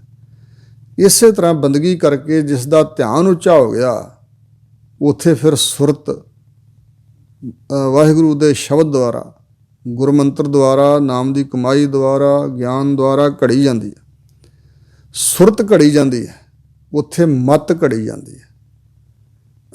ਊਤਮ ਮਤ ਮੇਰੇ ਹਿਰਦੈ ਤੂੰ ਆਓ, ਧਿਆਵੋ ਗਾਵੋ ਗੁਣ ਗੋਵਿੰਦਾ ਅਤ ਪ੍ਰੀਤਮ ਮੋਹਿ ਲਾਗਿਆ ਨਾਓ। ਉਹ ਮਤ ਅਕਲ, ਜਿਹਦੇ ਬਾਰੇ ਕਿਹਾ ਅਕਲੀ ਸਾਹਿਬ ਸੇਵੀ ਹੈ, ਅਕਲੀ ਪਾਈਐ ਮਾਨ, ਅਕਲੀ ਪੜ੍ਹ ਕੇ ਬੁੱਝੀ, ਅਕਲੀ ਕੀਚੈ ਦਾਨ। ਇਹ ਵੀ ਅਕਲ ਪਰਮਾਰਥ ਵਾਲੇ ਪਾਸੇ ਜਾਂਦੀ। ਪਰ ਉਹ ਮਤ ਜਿਹੜੀ ਰੱਬ ਦੇ ਸੰਤ ਦੇ ਕੋਲ ਮਤ ਹੈ, ਉਹ ਬਹੁਤ ਹੀ ਉੱਚੀ ਹੁੰਦੀ ਹੈ। ਉੱਥੇ ਕਾਮ ਕ੍ਰੋਧ ਮੋਹ ਲੋਭ ਹੰਕਾਰ ਦਾ ਕੋਈ ਅਸਰ ਨਹੀਂ ਹੈ, ਔਰ ਮਨ ਦੇ ਅੰਦਰ ਗਿਆਨ ਹੋਰ ਵੱਧਦਾ ਅਤੇ ਬੁੱਧੀ ਘੜੀ ਜਾਂਦੀ ਹੈ। ਚਾਰ ਚੀਜ਼ਾਂ ਸਾਡੇ ਅੰਦਰ ਨੇ, ਜਿਹਨੂੰ ਚਤੁਸ਼ਟੇ ਅੰਤਸ਼ਕਰਨ ਕਿਹਾ ਜਾਂਦਾ। ਮਨ ਬੁੱਧ ਚਿੱਤ ਅਹੰਕਾਰ। ਮਨ 'ਚ ਫੁਰਨਾ ਫੁਰਦਾ ਸੰਕਲਪ ਵਿਕਲਪ, ਫਿਰ ਕਿਸੇ ਚੀਜ਼ ਨੂੰ, ਜਿਹੜੀ ਚੀਜ਼ ਮਨ ਨੂੰ ਚੰਗੀ ਲੱਗੇ, ਉਹ ਬੁੱਧ ਜਿਹੜੀ ਆ ਉਸ ਦੇ ਅੰਦਰ ਉਹ ਗਲ ਜਾਂਦੀ ਆ। ਫਿਰ ਉਸ ਤੋਂ ਬਾਅਦ ਚਿੱਤ ਦੇ ਅੰਦਰ, ਫਿਰ ਉਦੋਂ ਬਾਅਦ ਉਸੇ ਤਰ੍ਹਾਂ ਦਾ ਫਿਰ ਅਹੰਕਾਰ ਬਣਦਾ। ਜੇ ਸ਼ੁੱਧ ਸੰਕਲਪ ਸੀ ਤਾਂ ਸ਼ੁੱਧ ਅਹੰਕਾਰ ਬਣਿਆ, ਜੇ ਵਿਕਲਪ ਸੀ, ਮੰਦਾ ਫੁਰਨਾ ਸੀ, ਬੁੱਧੀ ਨੇ ਉਹ ਮਾਂਦਗੀ ਬੁਰਿਆਈ ਧਾਰਨ ਕਰ ਲਈ, ਅਤੇ ਫਿਰ ਚਿੱਤ ਵੀ ਬੁਰਾ ਹੋ ਗਿਆ, ਅਤੇ ਫਿਰ ਅਹੰਕਾਰ ਵੀ ਉਸ ਤਰ੍ਹਾਂ ਦਾ ਬੁਰਾ ਹੋਇਆ। ਇਸੇ ਪ੍ਰਕਾਰ ਇਹ ਕੁਛ ਵਸਤੂਆਂ ਹਨ ਅੰਦਰ ਸਾਡੇ, ਜੋ ਪ੍ਰਮਾਤਮਾ ਨੇ ਪਾਈਆਂ ਹੋਈਆਂ, ਪਰ ਇੱਕ ਇਹਨਾਂ ਦੀਆਂ ਮਲੀਨ ਹਨ, ਇੱਕ ਇਹਨਾਂ ਦੀਆਂ ਘੱਟ ਮਲੀਨ ਨੇ, ਇੱਕ ਇਹਨਾਂ ਦੇ ਬਿਲਕੁਲ ਸ਼ੁੱਧ ਹੋ ਜਾਂਦੀਆਂ। ਇਹ ਸਾਰਾ ਕੁਝ ਗੁਰੂ ਕੇ ਸ਼ਬਦ ਦੁਆਰਾ ਘੜਿਆ ਜਾਂਦਾ ਹੈ। ਸੋ ਇਸ ਤਰ੍ਹਾਂ ਹਜ਼ੂਰ ਕਹਿੰਦੇ ਨੇ ਕਿ ਸੁਰਤ ਘੜੀ ਜਾਂਦੀ ਹੈ, ਮਤ ਘੜੀ ਜਾਂਦੀ ਹੈ, ਮਨ ਘੜਿਆ ਜਾਂਦਾ ਅਤੇ ਬੁੱਧੀ ਘੜੀ ਜਾਂਦੀ ਹੈ। ਮਨ ਦੇ ਅੰਦਰ ਫਿਰ ਬੁਰੇ ਫੁਰਨੇ ਨਹੀਂ ਫੁਰਦੇ, ਮਨ ਦੇ ਅੰਦਰ ਭੈੜੇ ਵਿਕਲਪ ਨਹੀਂ ਫੁਰਦੇ ਹਨ। ਰੱਬ ਦਾ ਪਿਆਰਾ ਬੰਦਗੀ ਕਰਦਾ ਕਰਦਾ ਉਹਦਾ ਫੁਰਨਾ ਹੀ ਨਾਮ ਬਣ ਜਾਂਦਾ, ਫਿਰ ਉੱਥੇ ਮਨ ਮਾਨੋਂ ਰਹਿੰਦਾ ਹੀ ਨਹੀਂ। ਮਨ ਮਰੈ ਧਾਤ ਮਰ ਜਾਏ, ਬਿਨ ਮਨ ਮੂਏ ਕੈਸੇ ਹਰ ਪਾਏ। ਮਨ ਮਾਨੋਂ ਮਰ ਜਾਂਦਾ। ਤਿੱਥੈ ਘੜੀਐ ਸੁਰਾਂ ਸਿੱਧਾ ਕੀ ਸੁਧ। ਹਜ਼ੂਰ ਕਹਿੰਦੇ ਨੇ ਉੱਥੇ ਜਿਹੜੇ ਸੁਰ ਦੇਵਤੇ ਨੇ, ਦੇਵਤਿਆਂ ਵਰਗੀ ਸੁਧ, ਸਿੱਧਾਂ ਵਰਗੀ ਸੁਧ। ਸੁਧ ਹੁੰਦੀ ਹੈ ਗਿਆਤ। ਗਿਆਤ ਜਿਹੜੀ ਸਮਝ ਹੈ, ਜੋ ਗਿਆਨ ਹੈ, ਉਹ ਦੇਵਤਿਆਂ ਵਰਗਾ ਗਿਆਨ, ਸਿੱਧ ਪੁਰਸ਼ਾਂ ਵਰਗਾ ਗਿਆਨ ਉੱਥੇ ਘੜਿਆ ਜਾਂਦਾ ਹੈ। ਉੱਥੇ ਸੁਧ ਗਿਆਤ ਬਹੁਤ ਉੱਚੀ ਹੋ ਜਾਂਦੀ ਹੈ। ਕਬੀਰ ਜੀ ਨੇ ਕਿਹਾ ਹੈ, ਇਹ ਮਨ ਸ਼ਕਤੀ ਇਹ ਮਨ ਸੀਓ, ਇਹ ਮਨ ਪੰਚ ਤਤ ਕੋ ਜੀਓ, ਇਹੋ ਮਨ ਰਾਜਾ ਸੂਰ ਸੰਗਰਾਮ ਇਤਿਆਦਿਕ ਕਹਿੰਦਿਆਂ ਫਿਰ ਕਹਿੰਦੇ ਨੇ ਕਿ ਇਹ ਮਨ ਲੈ ਜੋ ਉਨਮਨ ਰਹਿ, ਤੋ ਤੀਨ ਲੋਕ ਕੀ ਬਾਤਾਂ ਕਹੈ। ਗਿਆਤ ਬਹੁਤ ਜ਼ਿਆਦਾ ਵੱਧ ਜਾਂਦੀ ਹੈ ਔਰ ਬੜੀ ਮਹਾਨ ਉੱਚੀ ਸੁੱਧ ਗਿਆਤ ਉੱਥੇ ਹੁੰਦੀ ਹੈ, ਜਿਹੜੀ ਆਮ ਸੰਸਾਰੀਆਂ ਕੋਲ ਨਹੀਂ ਹੈ।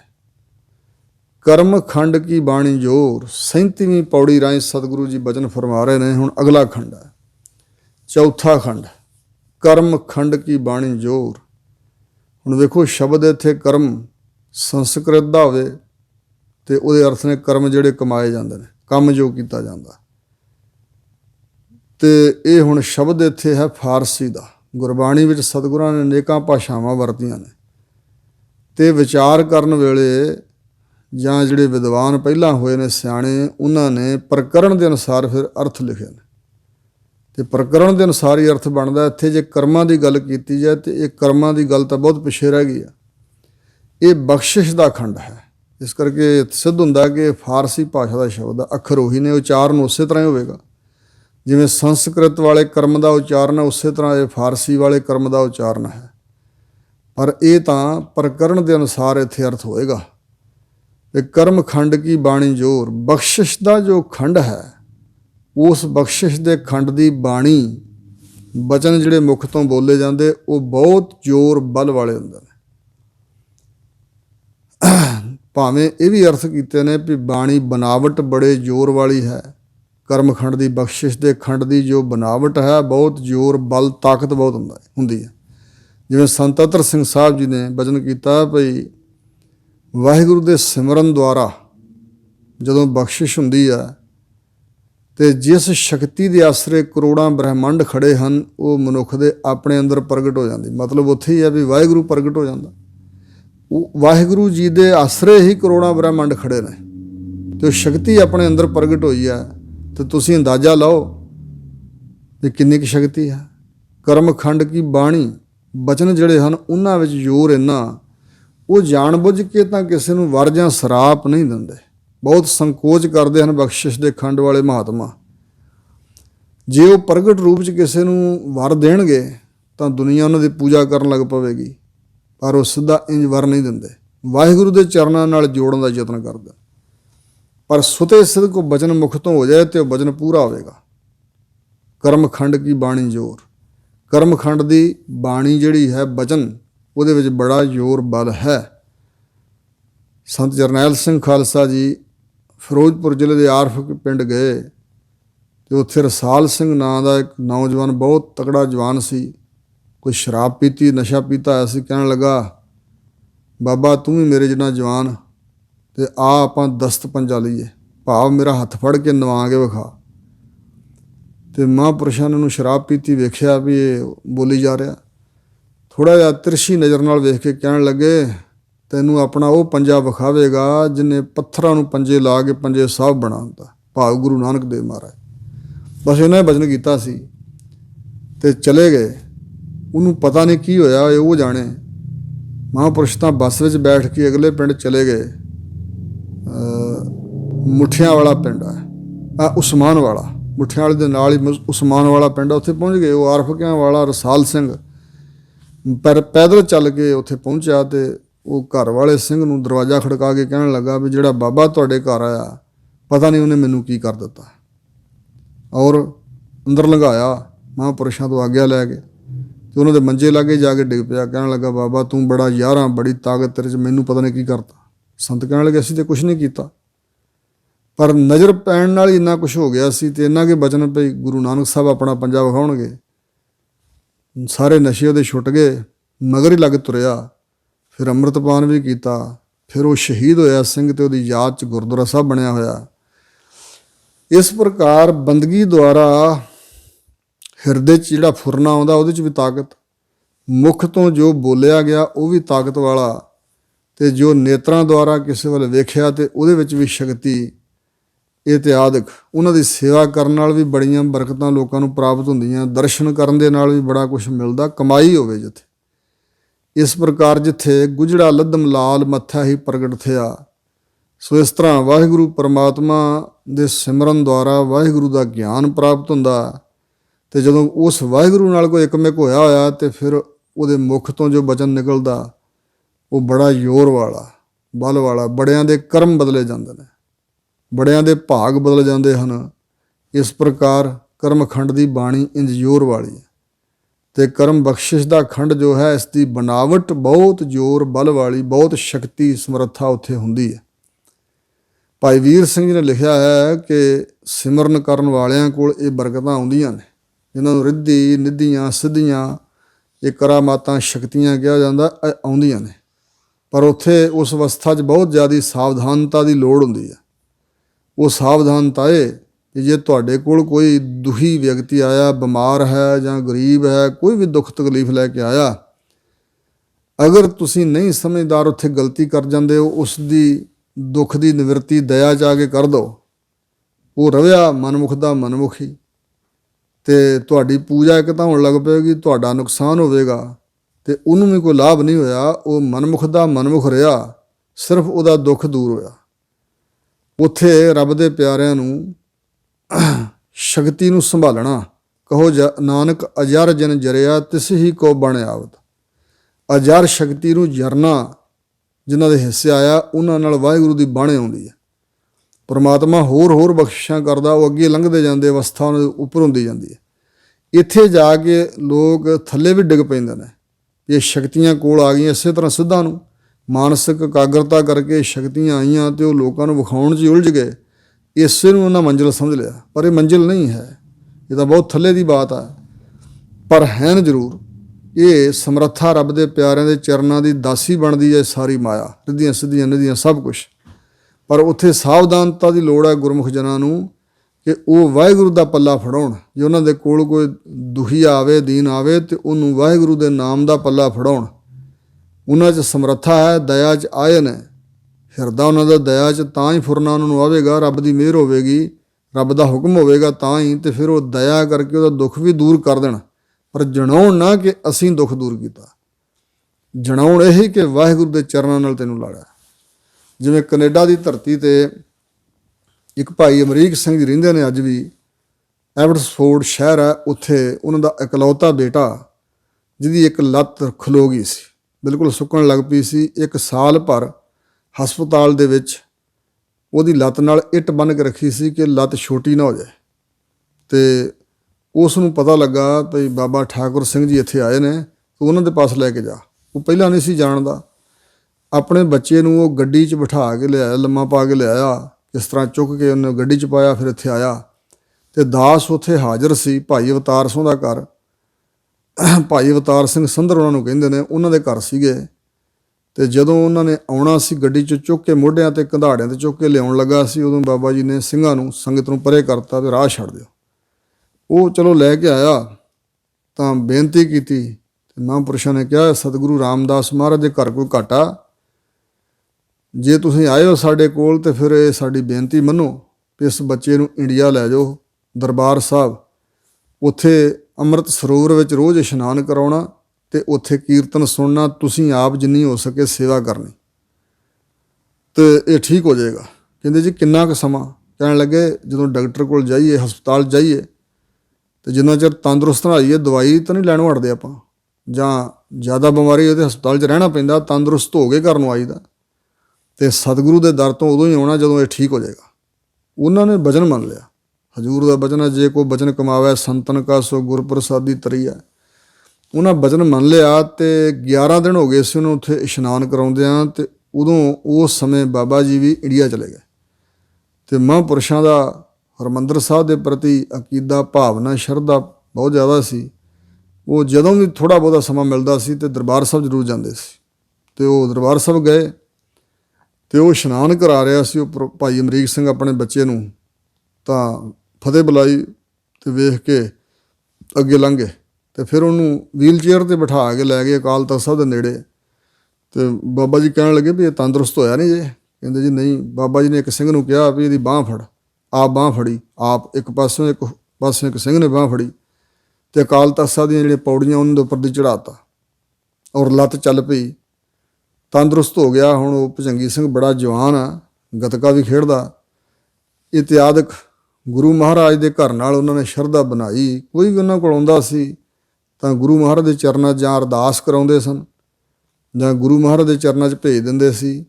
ਇਤਿਆਦਿਕ ਇਉਂ ਰੱਬ ਦੇ ਪਿਆਰੇ ਜਿੰਨੀ ਮਰਜ਼ੀ ਤਾਕਤ ਕੋਲ ਹੋਵੇ, ਪਰ ਜਾਣ ਬੁੱਝ ਕੇ ਉਹ ਕਿਸੇ ਨੂੰ ਵਰ ਸਰਾਪ ਨਹੀਂ ਦਿੰਦੇ। ਪਰ ਜੇ ਸੁਤੇ ਸਿੱਧ ਉਹਨਾਂ ਦੇ ਮੁਖ ਤੋਂ ਬਚਨ ਨਿਕਲ ਜਾਏ ਅਤੇ ਉਸ ਬਚਨ ਵਿੱਚ ਬੜਾ ਜ਼ੋਰ ਹੁੰਦਾ, ਬਲ ਹੁੰਦਾ। ਸੁਤੇ ਸਿੱਧ ਨਾ ਚਾਹੁੰਦਿਆਂ ਵੀ ਬਚਨ ਮੁਖ ਤੋਂ ਨਿਕਲ ਜਾਏ ਅਤੇ ਉਹੀ ਪੂਰਾ ਹੋ ਜਾਂਦਾ। ਇੱਕ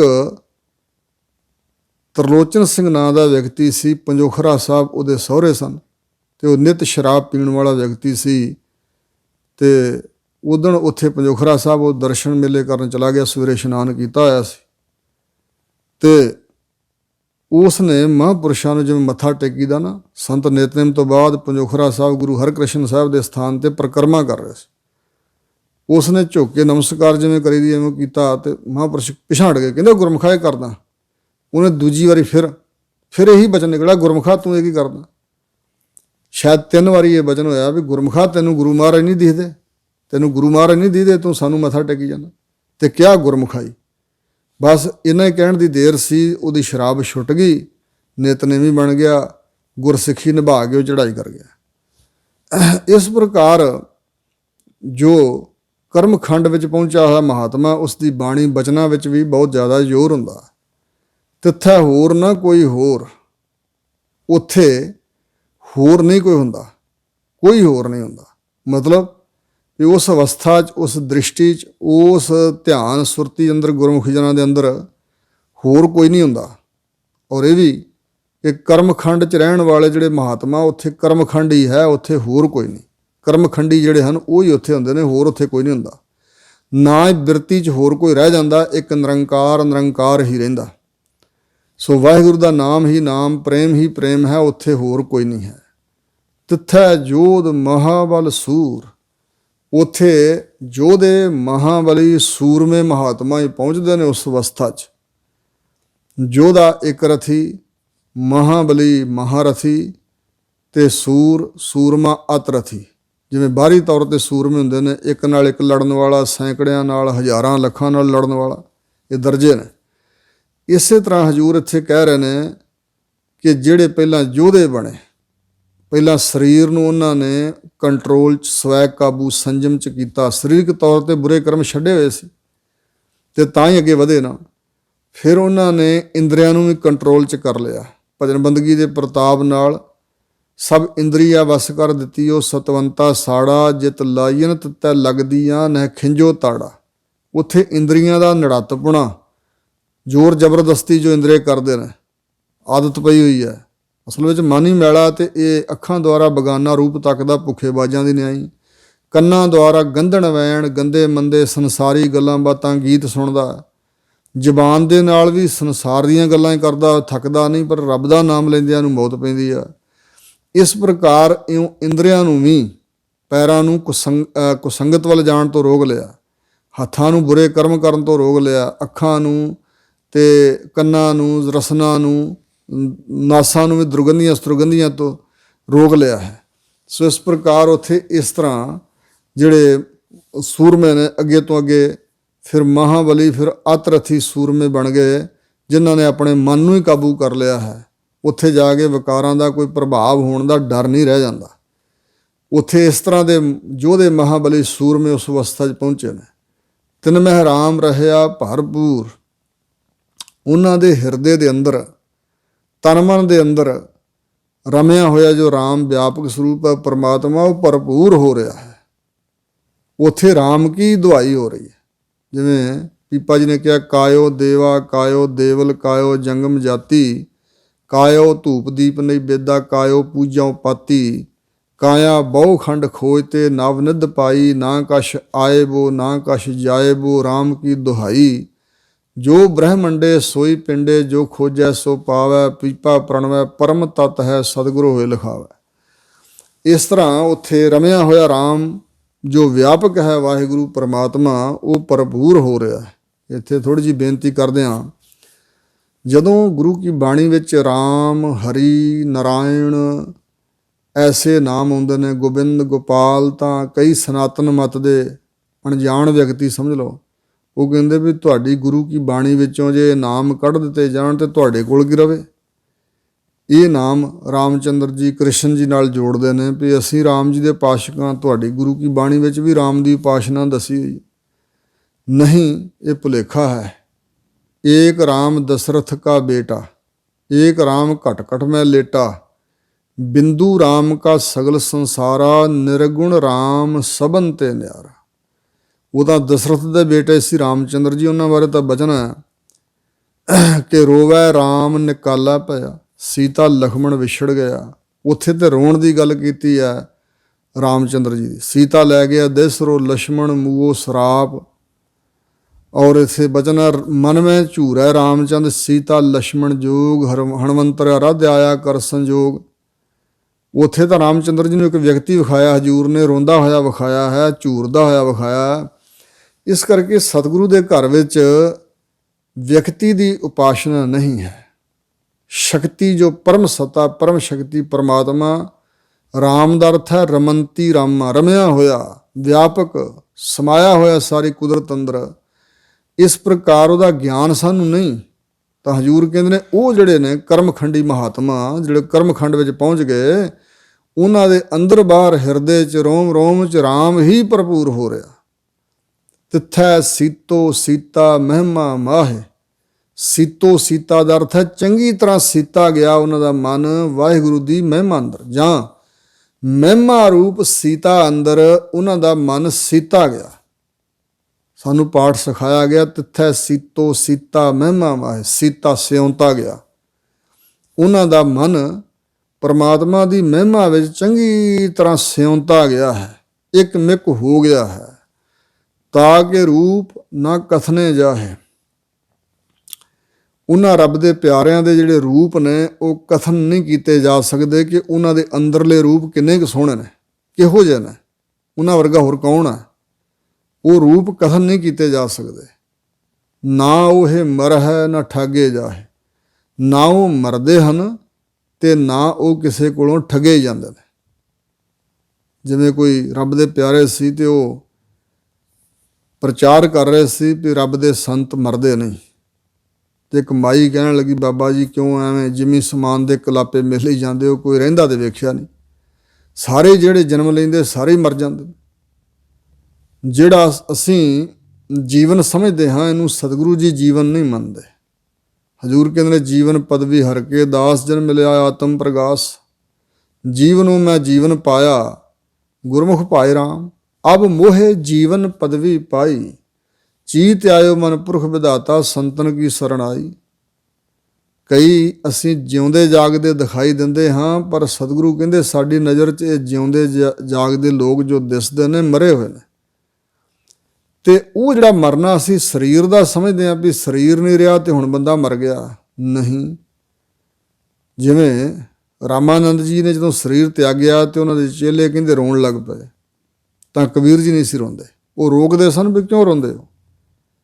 ਤਾਂ ਉਹ ਸਾਰਿਆਂ ਨੇ ਇੱਕ ਜ਼ਬਾਨ ਹੋ ਕੇ ਕਿਹਾ, ਕਬੀਰ ਜੀ ਤੁਹਾਡਾ ਪਤਾ ਨਹੀਂ ਹਿਰਦਾ ਕਿਹੋ ਜਿਹਾ। ਸਾਡੇ ਗੁਰੂ ਰਾਮਾਨੰਦ ਜੀ ਸਾਡੇ ਨਾਲ ਇੰਨਾ ਪਿਆਰ ਮੁਹੱਬਤ ਕਰਦੇ ਸੀ, ਸਾਨੂੰ ਇੰਨੀ ਉਹਨਾਂ ਵਿੱਦਿਆ ਦੀ ਦਾਤ ਦਿੱਤੀ, ਉਹ ਚੜ੍ਹਾਈ ਕਰ ਗਏ ਨੇ ਤੇ ਹੁਣ ਰੋਈਏ ਨਾ ਤਾਂ ਕੀ ਕਰੀਏ। ਕਬੀਰ ਜੀ ਨੇ ਫਿਰ ਸ਼ਲੋਕ ਉਚਾਰਨ ਕੀਤਾ, ਕਬੀਰ ਸੰਤ ਮੂਏ ਕਿਆ ਰੋਈਐ, ਜੋ ਆਪਣੇ ਗ੍ਰਹਿ ਜਾਏ, ਰੋਵੋ ਸਾਕਤ ਵਾਪਰੈ, ਜੋ ਹਟੈ ਹਟ ਬਿਕਾਏ। ਕਾਲ ਮਾਰ ਮਨਸਾ ਮਨੈ ਸਮਾਣੀ ਪਾਇਆ ਨਿਰਮਲ ਨਾਮ। ਉਹਨਾਂ ਦੇ ਹਿਰਦੇ 'ਚ ਪ੍ਰਮਾਤਮਾ ਦਾ ਨਾਮ ਐਸਾ ਵਸਿਆ, ਕਾਲ ਦਾ ਉੱਥੇ ਪ੍ਰਭਾਵ ਨਹੀਂ।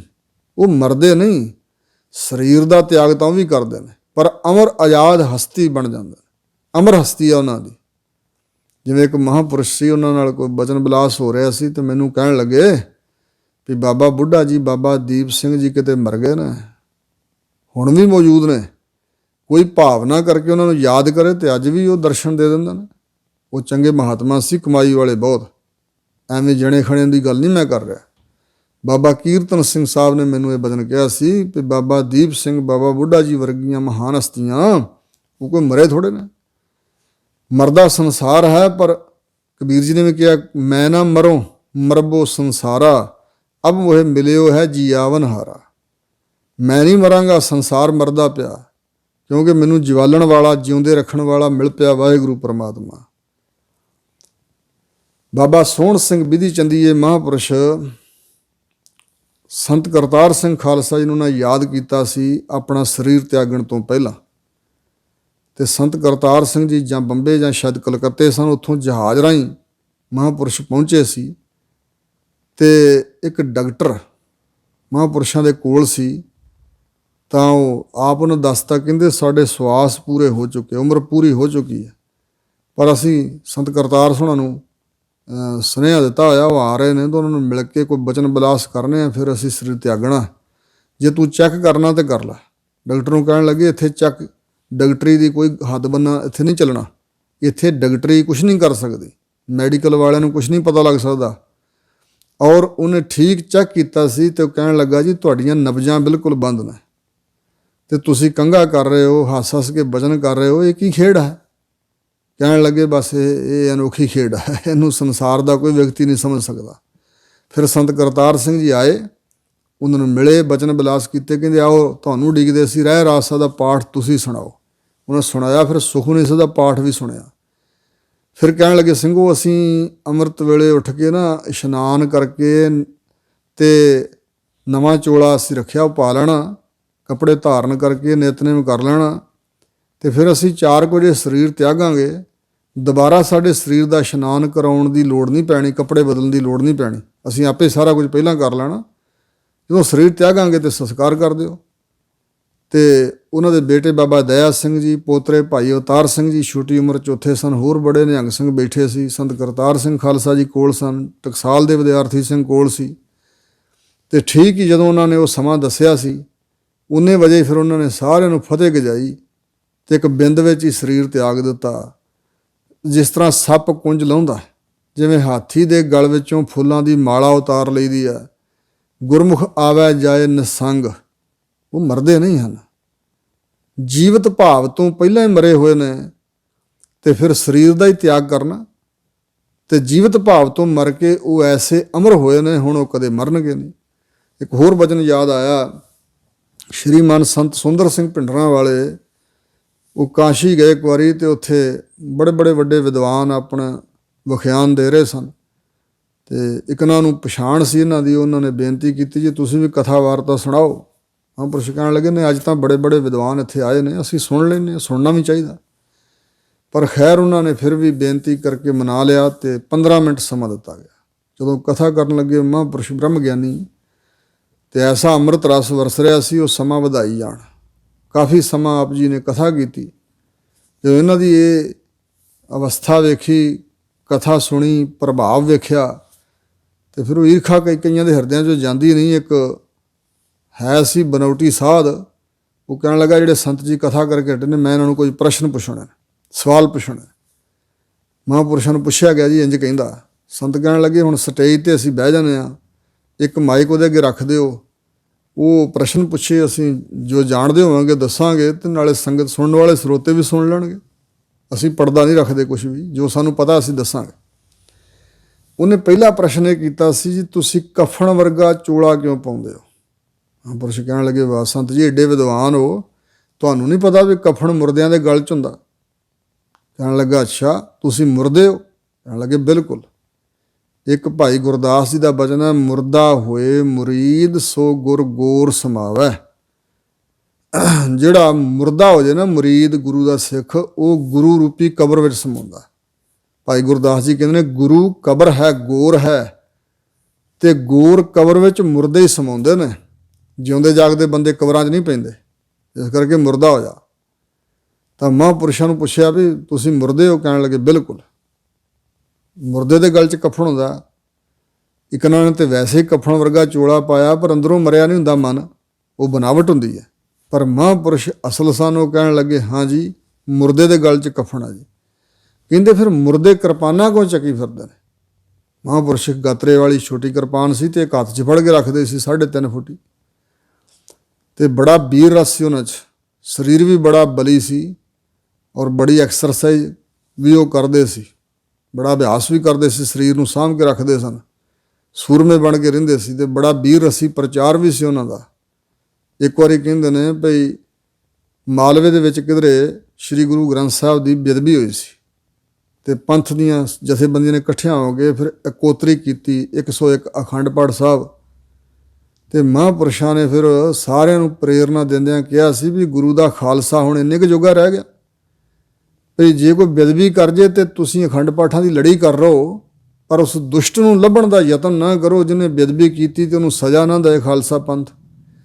ਇਹ ਜਿਹੜੀ ਤੁਸੀਂ ਸ਼ਰਧਾ ਪ੍ਰਗਟ ਕਰ ਰਹੇ ਹੋ, ਇਹ ਸ਼ਰਧਾ ਤਾਂ ਹੈ, ਪਰ ਇਹ ਵੀਰ ਰਸ ਵਾਲੀ ਸ਼ਰਧਾ ਨਹੀਂ ਹੈ। ਸਿੱਖ ਨੂੰ ਗੁਰੂ ਦੀ ਹੋਈ ਬੇਅਦਬੀ ਦਾ ਗੁੱਸਾ ਕਿਉਂ ਨਾ ਆਏ? ਭਲਾ ਸਿੱਖ ਨੂੰ ਵੀਰ ਰਸ ਕਿਉਂ ਨਾ ਚੜ੍ਹੇ ਜਦੋਂ ਗੁਰੂ ਮਹਾਰਾਜ ਦੀ ਬੇਅਦਬੀ ਕਿਉਂ ਕਰੇ, ਜਿਵੇਂ ਅੱਜ ਦੁਨੀਆ 'ਤੇ ਬੇਅਦਬੀਆਂ ਹੋ ਰਹੀਆਂ।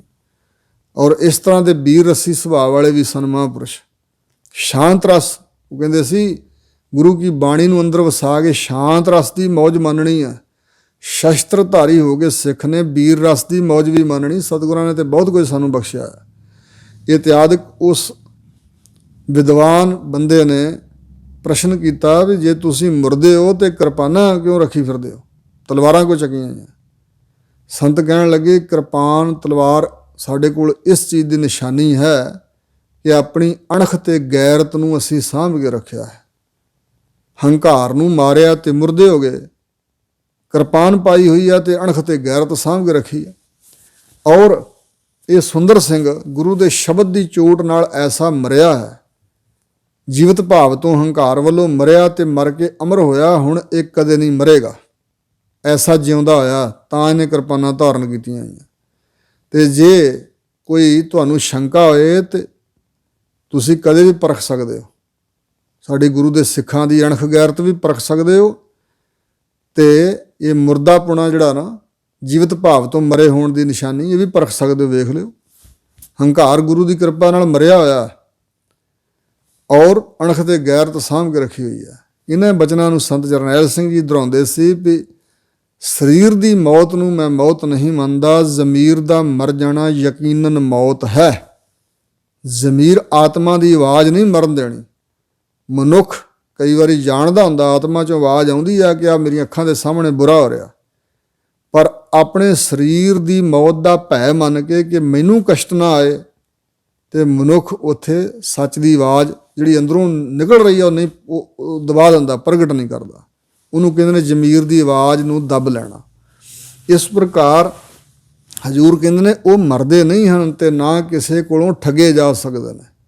ਜਿਵੇਂ ਸੰਤ ਜਰਨੈਲ ਸਿੰਘ ਖਾਲਸਾ ਜੀ ਕੋਲ ਆ ਕੇ ਲੋਕ ਪ੍ਰਸ਼ਨ ਕਰਦੇ ਸੀ ਕਿ ਸ਼ਾਇਦ ਅਨਪੜ੍ਹ ਜਿਹਾ ਬੰਦਾ, ਅਸੀਂ ਗੱਲਾਂ ਬਾਤਾਂ 'ਚ ਠੱਗ ਲੈਣਾ। ਔਰ ਮਾਇਆ ਦੁਆਰਾ 10 ਅਰਬ ਅਮਰੀਕੀ ਡਾਲਰ ਦੇਣ ਦਾ ਲਾਲਚ ਵੀ ਦਿੱਤਾ ਗਿਆ, ਠੱਗਣ ਦਾ ਯਤਨ ਕੀਤਾ ਗਿਆ। 2 ਕਰੋੜ ਰੁਪਈਆ ਇੰਦਰਾ ਗਾਂਧੀ ਕਹਿੰਦੀ ਸੀ ਮੇਰੀ ਕੋਠੀ ਜਾਓ ਤੇ ਮੈਂ ਭੇਟਾ ਕਰਾਂਗੀ। ਔਰ ਕੋਈ ਵੀ ਗੱਲਾਂ ਬਾਤਾਂ ਰਾਹੀਂ ਆਪਣੀ ਚਤਰਾਈ ਸਿਆਣਪ ਨਾਲ ਉਹਨਾਂ ਨੂੰ ਠੱਗ ਨਾ ਸਕਿਆ। ਨਾ ਉਹ ਮਰਦੇ ਹਨ ਤੇ ਨਾ ਕਿਸੇ ਕੋਲੋਂ ਠੱਗੇ ਜਾਂਦੇ ਨੇ, ਉਹ ਤਾਂ ਆਪ ਵੱਡੇ ਠੱਗ ਨੇ। ਕਹੋ ਕਬੀਰ ਜਨ ਜਗਤ ਠਗਾਨਾ, ਸੋ ਮਾਇਆ ਹਰ ਜਨ ਠਾਗੀ। ਜਿਸ ਮਾਇਆ ਨੇ, ਰੱਬ ਦੀ ਪੈਦਾ ਕੀਤੀ ਸ਼ਕਤੀ ਮਾਇਆ ਨੇ ਸਾਰਾ ਜਗਤ ਹੀ ਠੱਗਿਆ ਹੋਇਆ। ਉਹ ਹਰੀ ਦੇ ਜਨਾਂ ਸੰਤਾਂ ਨੇ ਏਡੇ ਵੱਡੇ ਠੱਗ ਬਣ ਗਏ ਕਿ ਉਸ ਮਾਇਆ ਨੂੰ ਉਹਨਾਂ ਨੇ ਠੱਗ ਲਿਆ। ਮਾਇਆ ਦਾਸੀ ਭਗਤਾਂ ਕੀ ਕਾਰ ਕਮਾਵੇ, ਚਰਣੀ ਲਾਗੇ ਤਾਂ ਮਹਿਲ ਪਾਵੇ। ਪਿੱਛੇ ਲੱਗ ਚੱਲੀ ਮਾਇਆ, ਕਹੋ ਨਾਨਕ ਜੋ ਤਿਆਗ ਦਈ, ਤਬ ਉਹ ਚਰਣੀ ਆਏ ਪਈ। ਇਸ ਪ੍ਰਕਾਰ ਉਹ ਕਿਵੇਂ ਠੱਗੇ ਜਾਣਗੇ? ਜਿਨ ਕੈ ਰਾਮ ਵਸੈ ਮਨ ਮਾਹੇ, ਜਿਨ੍ਹਾਂ ਦੇ ਮਨ ਵਿੱਚ ਹੋਰ ਕੁਛ ਰਿਹਾ ਹੀ ਨਹੀਂ, ਕੋਈ ਕਿਸੇ ਤਰ੍ਹਾਂ ਦਾ ਫੁਰਨਾ ਹੀ ਨਹੀਂ, ਕੋਈ ਇੱਛਾ ਹੀ ਨਹੀਂ, ਕੋਈ ਵਾਸ਼ਨਾ ਹੀ ਨਹੀਂ, ਕੋਈ ਵਿਕਾਰ ਨਹੀਂ, ਉੱਥੇ ਕੇਵਲ ਰਾਮ ਹੀ ਰਾਮ ਹੈ। ਨਾ ਉਹ ਮਰਦੇ ਹਨ ਨਾ ਠੱਗੇ ਜਾਂਦੇ ਹਨ, ਜਿਨ੍ਹਾਂ ਦੇ ਅੰਦਰ ਕੇਵਲ ਮਨ ਦੇ ਅੰਦਰ ਰਾਮ ਹੀ ਰਾਮ ਵਸਿਆ ਹੋਇਆ ਹੈ। ਤਿੱਥੈ ਭਗਤ ਵਸਾ ਹੈ ਕੇਲੋ। ਹਜ਼ੂਰ ਕਹਿੰਦੇ ਨੇ ਉੱਥੇ ਜਿਹੜੇ ਭਗਤ ਵਸਦੇ ਨੇ ਕਈ ਲੋਕਾਂ ਦੇ ਨੇ। ਲੋਕ ਮੈਨੇ ਪੁਰੀਆਂ ਭਵਨ, ਜਿਹੜੇ ਪ੍ਰਮਾਤਮਾ ਨੇ ਖੰਡ ਬ੍ਰਹਿਮੰਡ ਰਚੇ ਨੇ, ਉਹਨਾਂ ਲੋਕਾਂ ਦੇ ਹੋਰ ਲੋਕਾਂ ਦੇ, ਜਿਵੇਂ ਮਾਤ ਲੋਕ ਹੈ, ਪਤਾਲ ਲੋਕ ਹੈ, ਸਵਰਗ ਲੋਕ ਹੈ, ਇਹ ਲੋਕ ਨੇ। ਇਸ ਤਰ੍ਹਾਂ ਇਹ ਲੋਕਾਂ ਪੁਰੀਆਂ ਦੇ ਜਿਹੜੇ ਭਵਨਾਂ ਦੇ ਭਗਤ ਨੇ ਉੱਥੇ ਵਸਦੇ ਨੇ। ਇੱਕ ਭਵਨ ਦੇ ਲੋਕ ਨਹੀਂ, ਕੇਵਲ ਮਾਤ ਲੋਕੀ ਇਸ ਭਗਤ ਨਹੀਂ ਉੱਥੇ ਵਸਦੇ, ਹੋਰ ਵੀ ਲੋਕਾਂ ਦੇ ਭਗਤ ਉੱਥੇ ਵਸਦੇ ਨੇ। ਕਰ ਹੈ ਆਨੰਦ ਸੱਚਾ ਮਨ ਸੋਏ। ਉਹ ਹਮੇਸ਼ਾ ਆਨੰਦ ਮੰਗਲਾਚਾਰ ਕਰਦੇ ਹਨ। ਤਿਉਂ ਤਿਉ ਸੈਲ ਕਰਹਿ ਜਿਉ ਭਾਵੈ, ਮਹਿਰ ਮਹਿਲ ਨਾ ਕੋ ਅਟਕਾਵੈ, ਬੇਗਮਪੁਰਾ ਸ਼ਹਿਰ ਕੋ ਨਾਉ। ਉਹ ਹਮੇਸ਼ਾ ਅਨਹਦ ਨਾਦ ਉਹਨਾਂ ਦੇ ਅੰਦਰ ਵੱਜਦਾ ਹੈ, ਉਹਨਾਂ ਨੂੰ ਅਨਹਦ ਨਾਦ ਸੁਣਦਾ, ਕੀਰਤਨ ਸੁਣਦਾ ਹੈ। ਸਦ ਖੁਸ਼ੀਆਂ ਕੀਰਤਨ ਜਪ ਨਾਮ।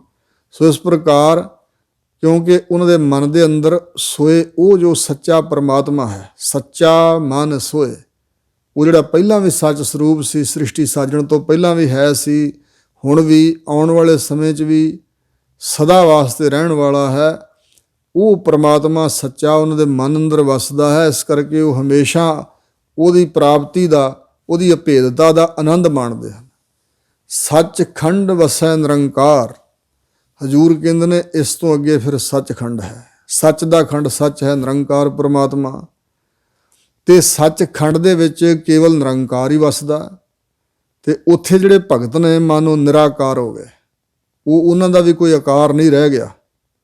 ਆਕਾਰ ਵਿੱਚ ਫਸੇ ਹੋਏ ਨਹੀਂ। ਭਾਵੇਂ ਮਾਤ ਲੋਕ ਤੇ ਆਕਾਰ ਧਾਰੀ ਹੋ ਕੇ, ਸਰੀਰ ਧਾਰੀ ਹੋ ਕੇ ਵਸਦੇ ਪਏ ਨੇ, ਪਰ ਆਕਾਰ ਨਾਲ ਉਹ ਜੁੜਿਆ ਹੋਇਆ ਨਹੀਂ, ਆਕਾਰ ਨਾਲ ਲਗਾ ਕੋਈ ਨਹੀਂ।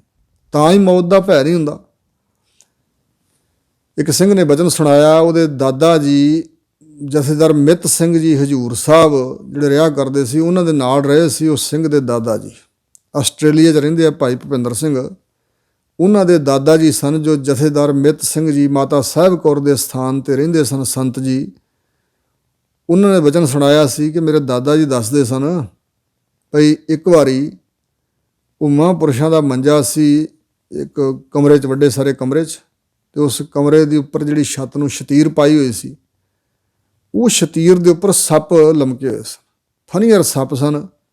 ਬਿਲਕੁਲ ਮੰਜੇ ਦੇ ਉੱਤੇ ਸ਼ਤੀਰ ਸੀਗਾ ਅਤੇ ਸ਼ਤੀਰ ਨਾਲ ਸੱਪਾਂ ਨੇ ਵਿਲੇਵੇਂ ਮਾਰੇ ਹੋਏ, ਅਤੇ ਸੰਤਾਂ ਵੱਲ ਵੇਖੀ ਜਾਂਦੇ ਸੀ ਉਹ ਫਨ ਖਿਲਾਰ ਕੇ। ਅਤੇ ਮੈਂ ਬਾਹਰੋਂ ਆਇਆ ਅਤੇ ਮੈਂ ਵੇਖਿਆ, ਮਹਾਂਪੁਰਸ਼ੋ ਤੁਹਾਡਾ ਮੰਜਾ ਇੱਧਰ ਕਰਦੇ ਹਾਂ ਕਿ ਸੱਪ ਉੱਪਰ ਡਿੱਗ ਪਏਗਾ, ਕੋਈ ਤੁਹਾਨੂੰ ਡੰਗ ਮਾਰੇਗਾ। ਅਤੇ ਉਸੇ ਤਰ੍ਹਾਂ ਖਿੜੀ ਅਵਸਥਾ 'ਚ ਹੀ ਐਨ ਰਸ ਵਿੱਚ ਰਸੀਲੇ ਹੋਏ, ਕਹਿਣ ਲੱਗੇ ਨਹੀਂ ਇਹ ਡੰਗ ਨਹੀਂ ਮਾਰਦੇ, ਇਹ ਤਾਂ ਪ੍ਰੇਮੀ ਦਰਸ਼ਨ ਦੇ ਰਹੇ ਆ, ਇਹ ਕੁਛ ਨਹੀਂ ਕਹਿੰਦੇ, ਤੂੰ ਡਰ ਨਾ, ਫਿਕਰ ਨਾ ਕਰ। ਮਤਲਬ ਇਸ ਅਵਸਥਾ 'ਚ ਪਹੁੰਚੇ ਹੋਏ ਸਨ। ਫਿਰ ਉਹ ਆਕਾਰ ਨਹੀਂ ਨਾ। ਸੰਤ ਅਤਰ ਸਿੰਘ ਮਸਤੂਆਣੇ ਵਾਲੇ ਅੱਧੀ ਰਾਤ ਨੂੰ ਨਿਕਲੇ। ਉਹਦਾ ਸੁਭਾਅ ਸੀ, ਕਹਿੰਦੇ ਭਰਿਆ ਮੇਲਾ ਛੱਡਣਾ ਚਾਹੀਦਾ। ਜਦੋਂ ਲੋਕ ਕਹਿਣ ਤੁਸੀਂ ਚਲੇ ਜਾਓ ਉਦੋਂ ਨਹੀਂ ਜਾਣਾ ਚਾਹੀਦਾ, ਪਹਿਲਾਂ ਹੀ ਚਲੇ ਜਾਣਾ ਚਾਹੀਦਾ। ਅਤੇ ਇਸ ਤਰ੍ਹਾਂ ਕਿਸੇ ਚੀਜ਼ ਨਾਲ ਮੇਰ ਨਹੀਂ ਰੱਖਣੀ ਚਾਹੀਦੀ, ਕਿਸੇ ਜਗ੍ਹਾ ਨਾਲ ਵੀ। ਇੱਕ ਥਾਂ ਅੱਗੇ ਚਲੋ, ਦੂਜੇ ਥਾਂ ਚਲੋ, ਨਾਲੇ ਉਹਨਾਂ ਭਲਾ ਕਰਨਾ ਹੁੰਦਾ। ਜੰਗਮ ਤੀਰਥ ਹੁੰਦੇ ਨੇ ਰੱਬ ਦੇ ਸਾਧੂ। ਉਹ ਇੱਕ ਸੇਵਾਦਾਰ ਨੂੰ ਨਾਲ ਉਠਾ ਲਿਆ ਅਤੇ ਗੁਪਤੀ ਅੱਧੀ ਰਾਤ ਤੋਂ ਬਾਅਦ ਨਿਕਲ ਤੁਰੇ। ਜਦੋਂ ਜਾ ਰਹੇ ਸੀ ਅਤੇ ਵੱਡਾ ਸਾਰਾ ਇੱਕ ਪੱਥਰ ਸੀ, ਅਤੇ ਪੱਥਰ ਦੇ ਉਹਲੇ ਸੱਪ ਸੀ, ਬਹੁਤ ਵੱਡਾ ਸੱਪ ਸੀ। ਉਹਨੇ ਫੰਕਾਰਾ ਮਾਰਿਆ ਅਤੇ ਮਹਾਂਪੁਰਸ਼ ਜਿਹੜੇ ਸੀ ਉਹ ਆਪਣੇ ਧਿਆਨ ਤੁਰੇ ਜਾਂਦੇ। ਸੇਵਾਦਾਰ ਨੇ ਛੇਤੀ ਨਾਲ ਉਹਨਾਂ ਨੂੰ ਜੱਫਾ ਮਾਰ ਲਿਆ ਲੱਤਾਂ ਨੂੰ, ਅਤੇ ਕਹਿੰਦੇ ਕੀ ਹੋਇਆ? ਕਹਿਣ ਲੱਗਾ ਜੀ ਸੱਪ ਬੜਾ ਵੱਡਾ, ਇਹ ਤਾਂ ਖਾ ਜਾਏਗਾ। ਮਹਾਂਪੁਰਸ਼ ਕਹਿਣ ਲੱਗੇ ਨਹੀਂ ਘਬਰਾ ਨਾ, ਕੁਛ ਨਹੀਂ ਹੁੰਦਾ। ਅਤੇ ਜਦੋਂ ਤੱਕ ਸਰੀਰ ਦੀ ਮੌਤ ਦਾ ਸਮਾਂ ਨਹੀਂ ਆਇਆ, ਉਹ ਥਾਂ ਨਹੀਂ ਆਇਆ, ਉਹ ਵਸਤੂ ਜਾਂ ਕੋਈ ਇਹ ਸੱਪ ਵਰਗੀ ਚੀਜ਼ ਜਾਂ ਗੱਡੀ ਮੋਟਰ, ਉਹ ਤਿੰਨੇ ਚੀਜ਼ਾਂ ਇਕੱਠੀਆਂ ਨਹੀਂ ਹੁੰਦੀਆਂ, ਉਦੋਂ ਤੱਕ ਸਰੀਰ ਦਾ ਅੰਤ ਨਹੀਂ ਹੁੰਦਾ। ਕਾਲ, ਸਮਾਂ ਅਤੇ ਵਸਤੂ, ਇਹ ਤਿੰਨੇ ਚੀਜ਼ਾਂ ਇਕੱਤਰ ਨਹੀਂ ਹੁੰਦੀਆਂ ਅਤੇ ਮੌਤ ਨਹੀਂ ਹੁੰਦੀ। ਅਤੇ ਜਦੋਂ ਇਕੱਤਰ ਹੋ ਜਾਣ, ਰੱਬ ਦੀ ਰਜ਼ਾ ਹੋਏ, ਅਤੇ ਉਦੋਂ ਫਿਰ ਕੋਈ ਬਚਾ ਵੀ ਨਹੀਂ ਸਕਦਾ। ਡਰਨ ਦੀ ਲੋੜ ਨਹੀਂ, ਮੌਤ ਦਾ ਕਾਹਦਾ ਡਰ। ਤਾਂ ਇੰਝ ਕਿਹਾ ਅਤੇ ਉਹ ਸੱਪ ਨੇ ਆਪਣੀ ਫਨ ਹੇਠਾਂ ਸੁੱਟੀ ਅਤੇ ਦੁਆਲੇ ਘੁੰਮਣ ਲੱਗ ਪਿਆ ਅਤੇ ਘੁੰਮ ਕੇ ਚਲਾ ਗਿਆ। ਸੋ ਇਸ ਪ੍ਰਕਾਰ ਸ਼ੇਰ ਨਮਸਕਾਰਾਂ ਕਰਨ ਲੱਗ ਪੈਂਦੇ ਰੱਬ ਦੇ ਪਿਆਰਿਆਂ ਨੂੰ। ਇਹ ਬੜੀਆਂ ਇਹੋ ਜਿਹੀਆਂ ਉਦਾਹਰਨਾਂ ਮੌਜੂਦ ਨੇ ਇਤਿਹਾਸ ਗ੍ਰੰਥਾਂ ਵਿੱਚ, ਔਰ ਰੱਬ ਦੇ ਪਿਆਰੇ ਜਿਹੜੇ ਗੁਰਮੁਖ ਜਨ ਹੋਏ ਨੇ ਸੰਤ ਭਗਤ, ਉਹਨਾਂ ਦੇ ਜੀਵਨ ਵਿੱਚ ਬੜਾ ਕੁਛ ਐਸਾ ਵਾਪਰਿਆ। ਇਸ ਕਰਕੇ ਉਹ ਰੱਬ ਦਾ ਪਿਆਰਾ ਨਿਰੰਕਾਰ ਵਿੱਚ ਲੀਨ ਹੋ ਜਾਂਦਾ। ਸੱਚਖੰਡ ਵਸੈ ਨਿਰੰਕਾਰ। ਸੱਚਖੰਡ ਵਿੱਚ ਜਦੋਂ ਕੋਈ ਪਹੁੰਚ ਜਾਂਦਾ ਉਸ ਅਵਸਥਾ 'ਚ, ਉੱਥੇ ਨਿਰੰਕਾਰ ਹੀ ਨਿਰੰਕਾਰ ਵਸਦਾ। ਉੱਥੇ ਕੋਈ ਮਾਇਕੀ ਆਕਾਰ ਨਹੀਂ ਰਹਿ ਜਾਂਦਾ। ਭਾਵ ਦ੍ਰਿਸ਼ਟੀ ਅੰਦਰ ਉਹਨਾਂ ਦੇ ਕੋਈ ਆਕਾਰ ਦੇ ਨਾਲ ਕਿਸੇ ਨਾਲ ਲਗਾ ਨਹੀਂ, ਨਾ ਕਦੇ ਕਿਸੇ ਆਕਾਰ ਦਾ ਫੁਰਨਾ ਹੀ ਫੁਰਦਾ। ਉੱਥੇ ਤਾਂ ਬ੍ਰਹਮ ਲੋਕ ਲੋ ਭੋਗ ਜੋ ਕਾਗ ਵਿਸ਼ਟ ਸਮਝਾਨ। ਉੱਥੇ ਨਿਰੰਕਾਰ ਨਿਰੰਕਾਰ ਹੀ ਹੈ। ਕਰ ਕਰ ਵੇਖੈ ਨਦਰ ਨਿਹਾਲ।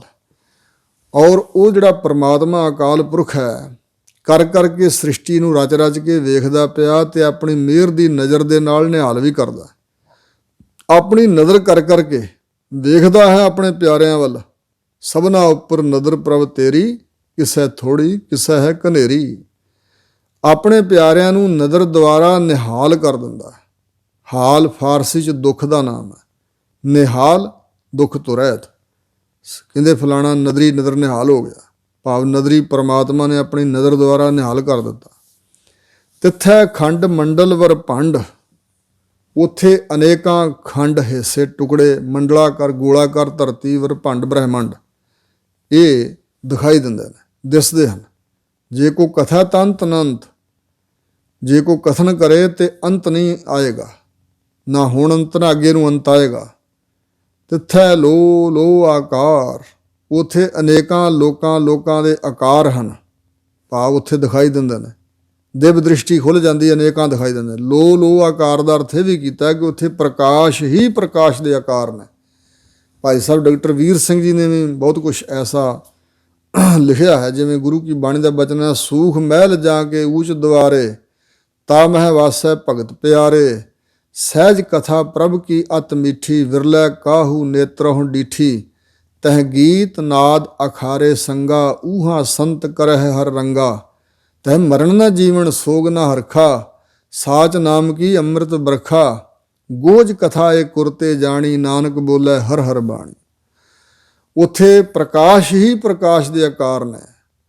ਜਿਵ ਜਿਵ ਹੁਕਮ ਤਿਵੈ ਤਿਵਕਾਰ। ਉੱਥੇ ਪਤਾ ਲੱਗਦਾ ਜਿਵੇਂ ਜਿਵੇਂ ਵਾਹਿਗੁਰੂ ਦਾ ਹੁਕਮ ਰਜਾ ਵਰਤ ਰਹੀ ਹੈ, ਫੁਰਮਾਨ ਹੋ ਰਿਹਾ, ਉਸੇ ਤਰ੍ਹਾਂ ਹੀ ਕਾਰ ਹੋ ਰਹੀ ਹੈ। ਉਸ ਅਵਸਥਾ ਜਾ ਕੇ ਹੁਕਮ ਦੇ ਅੰਦਰ ਹੀ ਸਮਾਇਆ ਰਹਿੰਦਾ ਉਹ ਗੁਰਮੁਖ। ਇਹ ਗਿਆਨ ਹੈ ਉਸ ਨੂੰ ਕਿ ਸਭ ਕੁਝ ਹੁਕਮ ਦੇ ਅੰਦਰ ਹੀ ਹੋ ਰਿਹਾ, ਵਾਹਿਗੁਰੂ ਦੇ ਹੁਕਮ ਤੋਂ ਬਾਹਰ ਕੋਈ ਨਹੀਂ। ਨਾ ਉੱਥੇ ਕੋਈ ਉੱਤਮ ਦਿਸਦਾ, ਨਾ ਨੀਚ ਦਿਸਦਾ, ਨਾ ਬੁਰਾ, ਨਾ ਭਲਾ, ਨਾ ਪਾਪ, ਨਾ ਪੁੰਨ, ਨਾ ਖੁਸ਼ੀ, ਨਾ ਗਮੀ। ਵੇਖੈ ਵਿਗਸੈ ਕਰ ਵਿਚਾਰ। ਪਰਮਾਤਮਾ ਜੀਆਂ ਦੀ ਰਚਨਾ ਕਰਕੇ ਵੇਖਦਾ ਹੈ ਔਰ ਵਿਚਾਰ ਕਰਕੇ ਵਿਗਸਦਾ, ਖਿੜਿਆ ਰਹਿੰਦਾ, ਪ੍ਰਸੰਨ ਹੁੰਦਾ। ਔਰ ਇਹ ਨਹੀਂ ਵੀ ਇਸ ਕੰਮ ਵਿੱਚ ਲੱਗਾ ਹੋਇਆ ਵਾਹਿਗੁਰੂ ਕਿਤੇ ਖਪ ਜਾਂਦਾ ਹੋਵੇਗਾ, ਦੁਖੀ ਹੁੰਦਾ ਹੋਵੇਗਾ, ਉਹ ਥਕਾਨ ਮਹਿਸੂਸ ਕਰਦਾ ਹੋਵੇਗਾ। ਨਹੀਂ, ਮਹਾਰਾਜ ਕਹਿੰਦੇ ਵਿਗਸਦਾ ਹੀ ਆਪਣੀ ਕੁਦਰਤ ਨੂੰ ਵੇਖ ਕੇ। ਨਾਨਕ ਕਥਨਾ ਕਰੜਾ ਸਾਰ। ਹਜ਼ੂਰ ਕਹਿੰਦੇ ਨੇ ਉਸ ਅਵਸਥਾ ਵਿੱਚ ਜਾ ਕੇ ਜੋ ਕੁਛ ਉੱਥੇ ਵਾਪਰਦਾ, ਉਸ ਨੂੰ ਹੁਣ ਮਾਤ ਲੋਕ ਦੀ ਬੋਲੀ ਵਿੱਚ ਜੇ ਕਥਨ ਕਰੀਏ ਤਾਂ ਉਹ ਕਥਨਾ ਇੰਨਾ ਕਰੜਾ ਹੈ, ਇੰਨਾ ਭਾਵ ਔਖਾ, ਇੰਨਾ ਕਠਿਨ ਹੈ ਜਿਵੇਂ ਸਾਰ ਲੋਹਾ। ਲੋਹੇ ਵਰਗਾ ਕਰੜਾ ਹੈ ਉੱਥੋਂ ਦਾ ਕਥਨ ਕਰਨਾ। ਕਥਨ ਹੋ ਨਹੀਂ ਸਕਦਾ। ਇਹ ਤਾਂ ਕੁਝ ਸਮਝਾਉਣ ਵਾਸਤੇ ਹਜ਼ੂਰ ਕਹਿੰਦੇ ਅਸੀਂ ਕਥਨ ਕੀਤਾ, ਪਰ ਅਸਲ ਮਾਇਨੇ 'ਚ ਮੁਕੰਮਲ ਤੌਰ 'ਤੇ ਉੱਥੋਂ ਦੀ ਕਥਨੀ ਕਰਨੀ ਲੋਹੇ ਵਰਗੀ ਕਰੜੀ ਹੈ। ਹੁਣ ਅੱਗੇ ਤੁਰੀਆਤੀਤ ਅਵਸਥਾ ਬਿਆਨ ਕਰ ਰਹੇ ਨੇ ਹਜ਼ੂਰ। ਜਾਤ ਪਾਹਾਰਾ। ਜਤ ਇੰਦਰੀਆਂ ਦਾ, ਮਨ ਦਾ ਦਮਨ ਕਰ ਜਾਣਾ, ਅੰਤਰਮੁਖ ਬਿਰਤੀ ਹੋਣੀ, ਵਿਕਾਰਾਂ ਤੋਂ ਰਹਿਤ ਅਵਸਥਾ। ਜਤ ਪਾਹਾਰਾ। ਜਤ ਜਿਹੜਾ ਬਿੰਦ ਰਾਖ ਜੋ ਤਰੀ ਹੈ, ਭਾਈ ਖੁਸਰਾ ਕਿਉਂ ਨਾ ਪਰਮਗਤ ਪਾਈ। ਇਸ ਜਤ ਨੂੰ ਸਤਿਗੁਰਾਂ ਨੇ ਜਤ ਨਹੀਂ ਮੰਨਿਆ। ਜਿਹੜਾ ਕਹਿਣਾ ਵੀ ਵਿਆਹ ਨਹੀਂ ਕਰਾਉਣਾ, ਮੈਂ ਜਤੀ ਰਹਿਣਾ, ਜਾਂ ਫਲਾਣਾ ਜਤੀ ਹੋਇਆ, ਉਹਨਾਂ ਬਾਰੇ ਤਾਂ ਹਜ਼ੂਰ ਦਾ ਬਚਨ ਹੈ, ਛੇ ਜਤੀ ਮਾਇਆ ਕੇ ਬੰਦਾ, ਨਵੈ ਨਾਥ ਸੂਰਜ ਰਚੰਦਾ। ਜਤ ਹਰ ਪ੍ਰਕਾਰ ਦੇ ਵਿਕਾਰ ਤੋਂ ਰਹਿਤ ਹੋਣਾ। 8 ਪ੍ਰਕਾਰ ਦਾ ਵਿਕਾਰ ਹੈ। ਸਰਵਣ ਕੰਨਾਂ ਦੇ ਨਾਲ ਭੈੜੀਆਂ ਵਿਸ਼ੇ ਵਿਕਾਰਾਂ ਦੀਆਂ ਗੱਲਾਂ ਸੁਣਨੀਆਂ, ਵਾਸ਼ਨਾ ਦੀਆਂ ਗੱਲਾਂ ਸੁਣਨੀਆਂ। ਸਰਵਣ ਸਿਮਰਨ ਜ਼ਬਾਨ ਦੇ ਨਾਲ ਉਹ ਗੱਲਾਂ ਕਰਨੀਆਂ। ਕੀਰਤਨ ਮਹਿਮਾ ਕਰਨੀ ਭੈੜਿਆਂ ਕਰਮਾਂ ਵਿਕਾਰਾਂ ਦੀ। ਸਰਵਣ ਸਿਮਰਨ ਕੀਰਤਨ। ਚਿਤਵਨ ਬਾਤ ਇਕੰਤ। ਚਿਤਵਨੀ ਕਰਨੀ ਭੈੜੇ ਕੰਮ ਨੂੰ ਕਰਨ ਦੀ। ਔਰ ਇਸੇ ਤਰ੍ਹਾਂ ਮੰਦ ਕਰਮ ਦਾ ਖਿਆਲ ਕਰਨਾ, ਚਿਤਵਨੀ ਕਰੀ ਜਾਣੀ, ਸੋਚੀ ਜਾਣਾ। ਤੇ ਕਿਸੇ ਬਗਾਨੇ ਸਰੀਰ ਨਾਲ, ਭਾਵ ਜੇ ਮਰਦ ਹੈ ਤੇ ਬਗਾਨੀ ਔਰਤ ਨਾਲ, ਜੇ ਇਸਤਰੀ ਹੈ ਤੇ ਬਗਾਨੇ ਮਰਦ ਨਾਲ ਇਕਾਂਤ ਵਿੱਚ ਗੱਲਾਂ ਕਰਨੀਆਂ। ਦ੍ਰਿੜ ਸੰਕਲਪ, ਮਨ 'ਚ ਦ੍ਰਿੜ ਫੁਰਨਾ ਕਰ ਲੈਣਾ ਭੈੜਾ ਕੰਮ ਕਰਨ ਲਈ। ਪਰ ਯਤਨ ਤਨ, ਸਰੀਰਕ ਤੌਰ 'ਤੇ ਯਤਨ ਕਰਨਾ। ਤੇ ਪ੍ਰਾਪਤ, ਭਾਵ ਭੈੜਾ ਕੰਮ ਕਰ ਲੈਣਾ। ਅਸ਼ਟਕਹੰਤ, ਇਹ 8 ਪ੍ਰਕਾਰ ਦਾ ਵਕਾਰ ਕਿਹਾ ਜਾਂਦਾ। ਇਸ 8 ਪ੍ਰਕਾਰ ਦੇ ਵਕਾਰ ਤੋਂ ਬਚਣਾ, ਇਹ ਉਹ ਅਵਸਥਾ ਹੈ ਜਤ ਪਹਾਰਾ। ਪਹਾਰਾ ਦਾ ਅਰਥ ਹੈ ਭੱਠੀ।